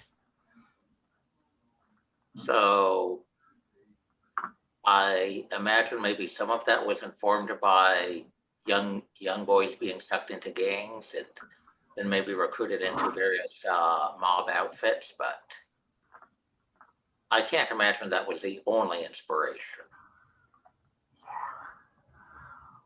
Well, I mean, let's talk about how, I'm sorry, but this just has Epstein and child trafficking written all over it. It's like you have this character who helped lure these children in alongside these criminal elements, turn into very specifically a donkey, and then immediately start trying to point the blame all the other different directions. Disney's been in on this shit for a while. There's no difference between this and Jeffrey Epstein having a painting over his mantle of Bill Clinton in a blue dress laying down sexy on the couch. It's all mockery. You know, I think there's the level of entertainment that we had as kids and that people have as adults, but then there's the elite that they know the codes, they know the symbolism, they're able to dictate what certain things are put into certain movies via whatever systems of control. And we watch a movie a certain way, and then other people watch a movie a certain way. And sometimes I think in these Disney movies were kind of threats, kind of like yeah, you know why you're sitting uneasy watching this in the theater with your grandson, Mr. Politician? Because you know we know. So you enjoy that Pinocchio movie.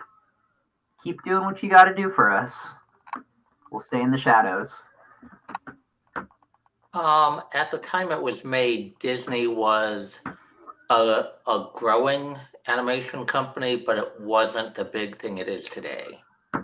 Oh, this was, in my head, I'm thinking like 90s, 80s right now. That'd be inaccurate. It's from 1940. Oh shit. Okay, so okay, then I'm mixing errors. I'm mixing errors a little bit. Still applicable, but yeah, just toss all that shit out the window. But I mean, you could definitely see it in the modern moment, at least to that frame. It's a good framework for the modern moment. I mean, it kind of says everything we're dealing with right now, to the point where like Pinocchio starts growing the tail and the ears. Like, I feel like throughout this entire scene, Pinocchio is best represented as a sexual trauma or trafficking victim or a trans child. Because if you were to look at it through the lens of Pinocchio being a kid thrown into the trans care system, then you start with the medication and the doctors, and then it's, oh, your life's going to be fine, everything's going to be perfect. You get there, you're in complete emotional turmoil, everything's fucking crazy. All the other kids are going out of control too, though, so it's completely fine until somewhere down the line you realize, wait, I'm not happy, my consciousness has completely left me. And by the time that you realize, oh, these guys are the jackass, you're left with your scars. And what does Jiminy say? Let's get out of here before anything else happens to you.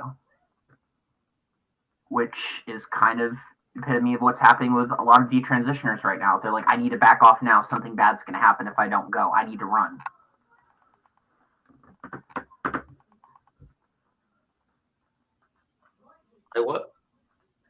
Yeah, I can see the element for the trans kid phenomenon. But I was thinking about adults letting kids go out of control in Eugene. Yeah, that's why they're all trans. Listen, it's basically the same premise, but yeah, I mean, with like soft parenting, so many of these parents are just so permissive. They're like, well, someone else is taking care of my kid, but they never question who. You know, my little brother-in-law not living here anymore. Mother still hasn't met the person that this kid lives with. They have never met. They've never met. Because they both think each other is gross. They both think each other's personalities would conflict. One's obviously scared that her for being a pedophile, which wouldn't happen, I wish. Oh, I gotta censor the name. But, yeah, they've never met, but her kid's being taken care of, eating, roof over the head, right?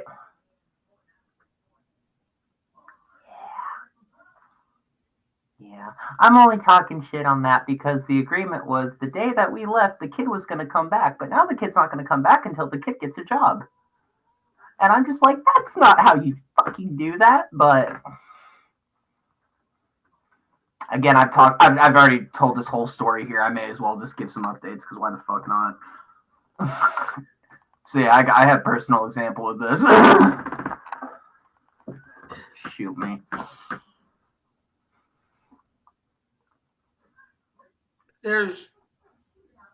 It's like an entire society decided to go to Pinocchio's Pleasure Island.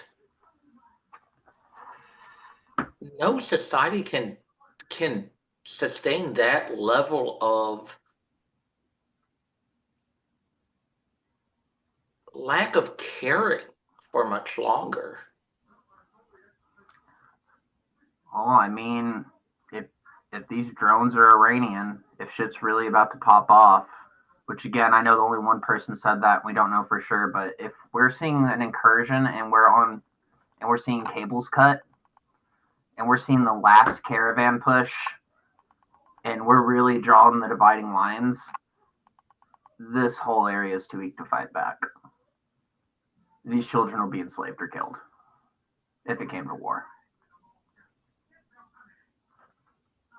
And they don't care.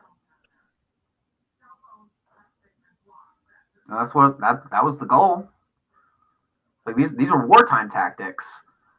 Everything that Yuri Bezmov said, that had to lead somewhere. That was just the setup.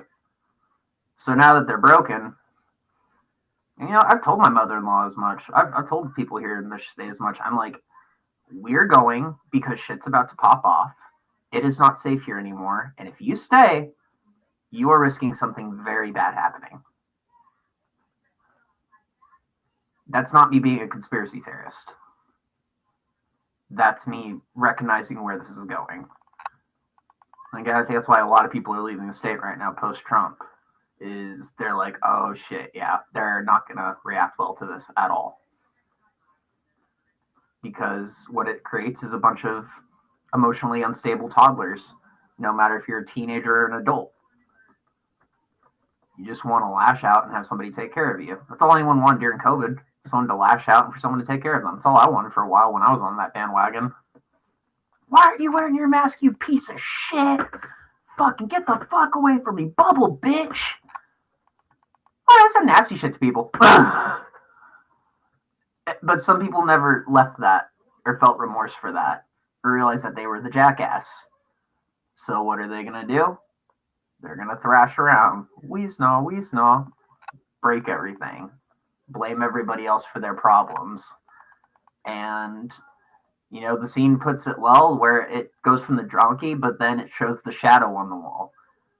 You see the shadow of these people start to rage. And you see the shadow of Pinocchio become scared and become like, what the hell?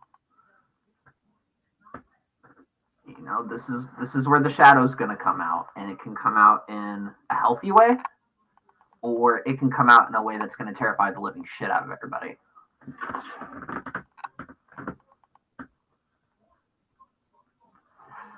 Well,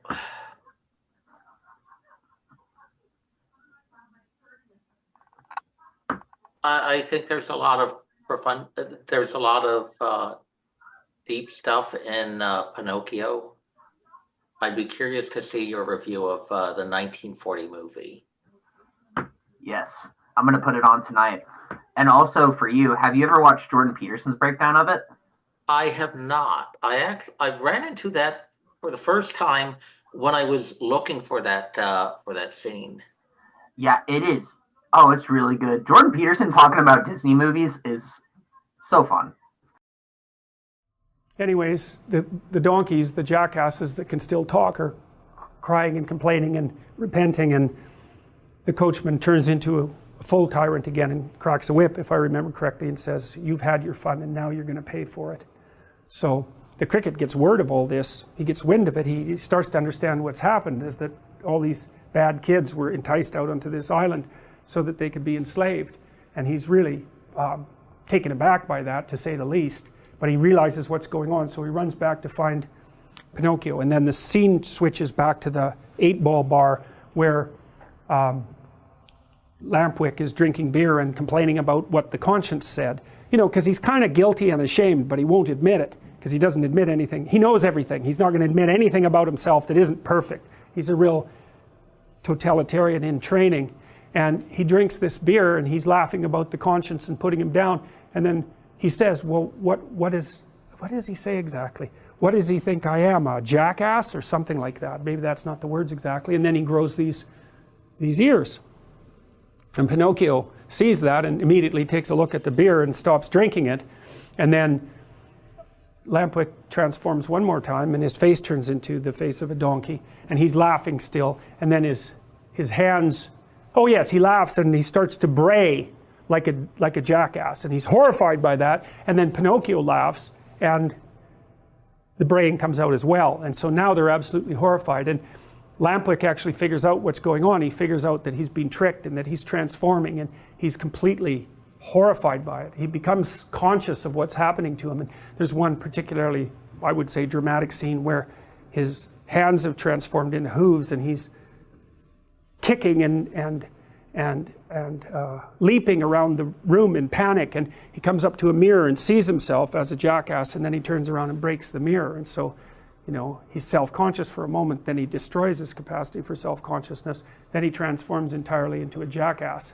He's farther down the road than Pinocchio, and he comes crawling to Pinocchio to save him and asks that the conscience comes back so that he can get out of this, but of course it's a bit too late. And so then Pinocchio grows jackass ears, and he's absolutely terrified by it as well. He knows what's coming.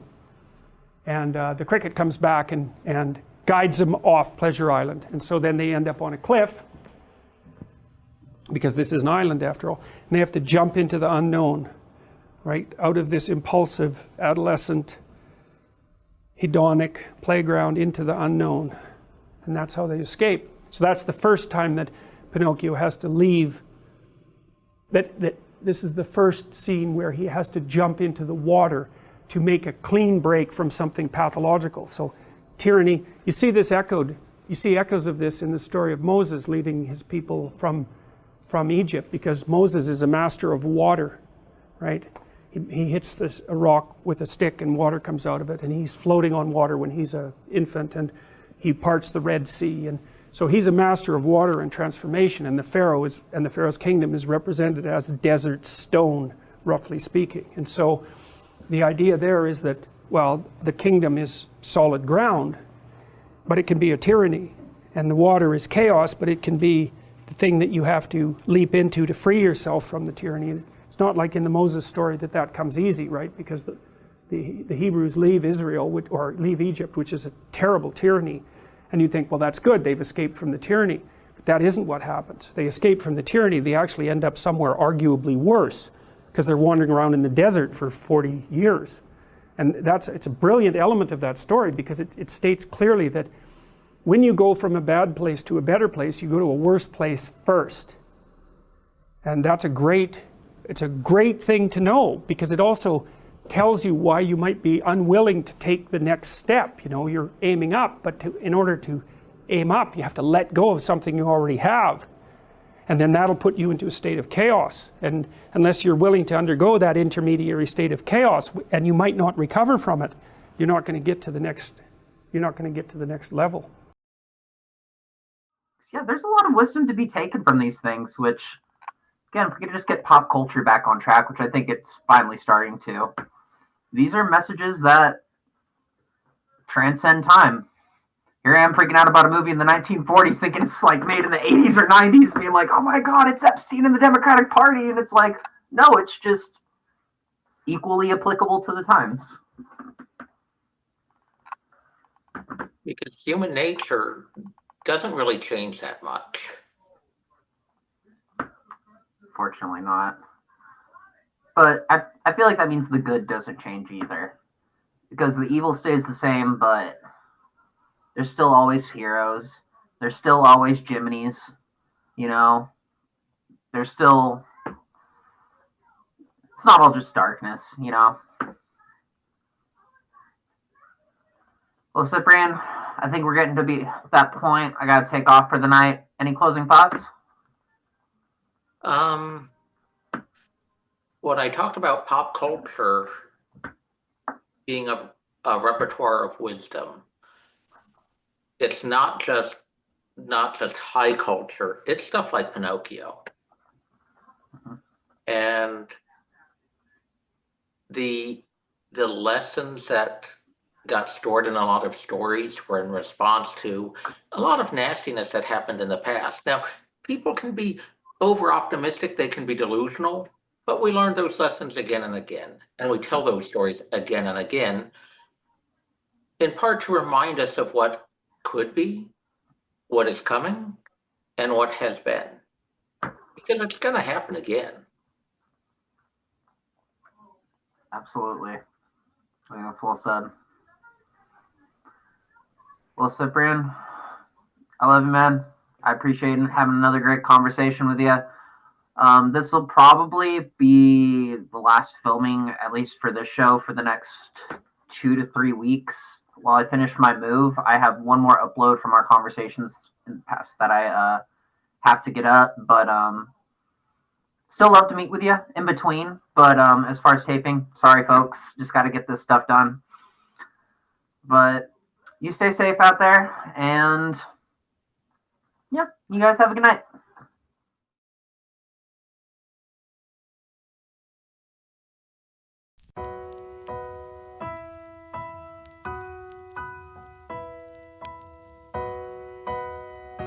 It's like what happens at the beginning of the story of Pinocchio is that Geppetto wishes on a star. So what Geppetto does is align himself with the metaphorical manifestation of the highest good he can conceptualize. He aims at the star. And for him, the star is the possibility that he can take his creation, a puppet, whose strings are being pulled by unseen forces, and have it transform into something that's autonomous and real. Well, that's a hell of an ambition, you know, and we're wise enough to put that in a children's movie, but too foolish to understand what it means. It's such an interesting juxtaposition that we can both know that and not know it at the same time. You can go to the movie, you can watch it, and it makes sense, but that doesn't mean that you can go home and think, well, I know what that meant. You can go to the movie, you can watch it, and it makes sense, but that doesn't mean that you can go home and think, well, I know what that meant. You can go to the movie, you can watch it, and it makes sense, but that doesn't mean that you can go home and think, well, I know what that meant. You can go to the movie, you can watch it, and it makes sense, but that doesn't mean that you can go home and think, well, I know what that meant. Well, people are complicated, right? We exist at different levels, and all the levels don't communicate with one another. But the movie is a hypothesis, and the hypothesis is there's no better pathway to self-realization and the ennoblement of being than to posit the highest good that you can conceive of and commit yourself to it. You can go to the movie, you can watch it, and it makes sense, but that doesn't mean that you can go home and think, well, I know what that meant. You can go to the movie, you can watch it, and it makes sense, but that doesn't mean that you can go home and think, well, I know what that meant. You can go to the movie, you can watch it, and it makes sense, but that doesn't mean that you can go home and think, well, I know what that meant. You can go to the movie, you can watch it, and it makes sense, but that doesn't mean that you can go home and think, well, I know what that meant. You can go to the movie, you can watch it, and it makes sense, but that doesn't mean you can go home and think, well, I know what that meant. You can go to the movie, you can watch it, and it makes sense, but that doesn't mean you can go home and think, well, I know what that meant. No better pathway to self-realization and the ennoblement of being than to posit the highest good that you can conceive of and commit yourself to it. And then you might also ask yourself, and this is definitely worth asking, is do you really have anything better to do? And if you don't, well, why would you do anything else?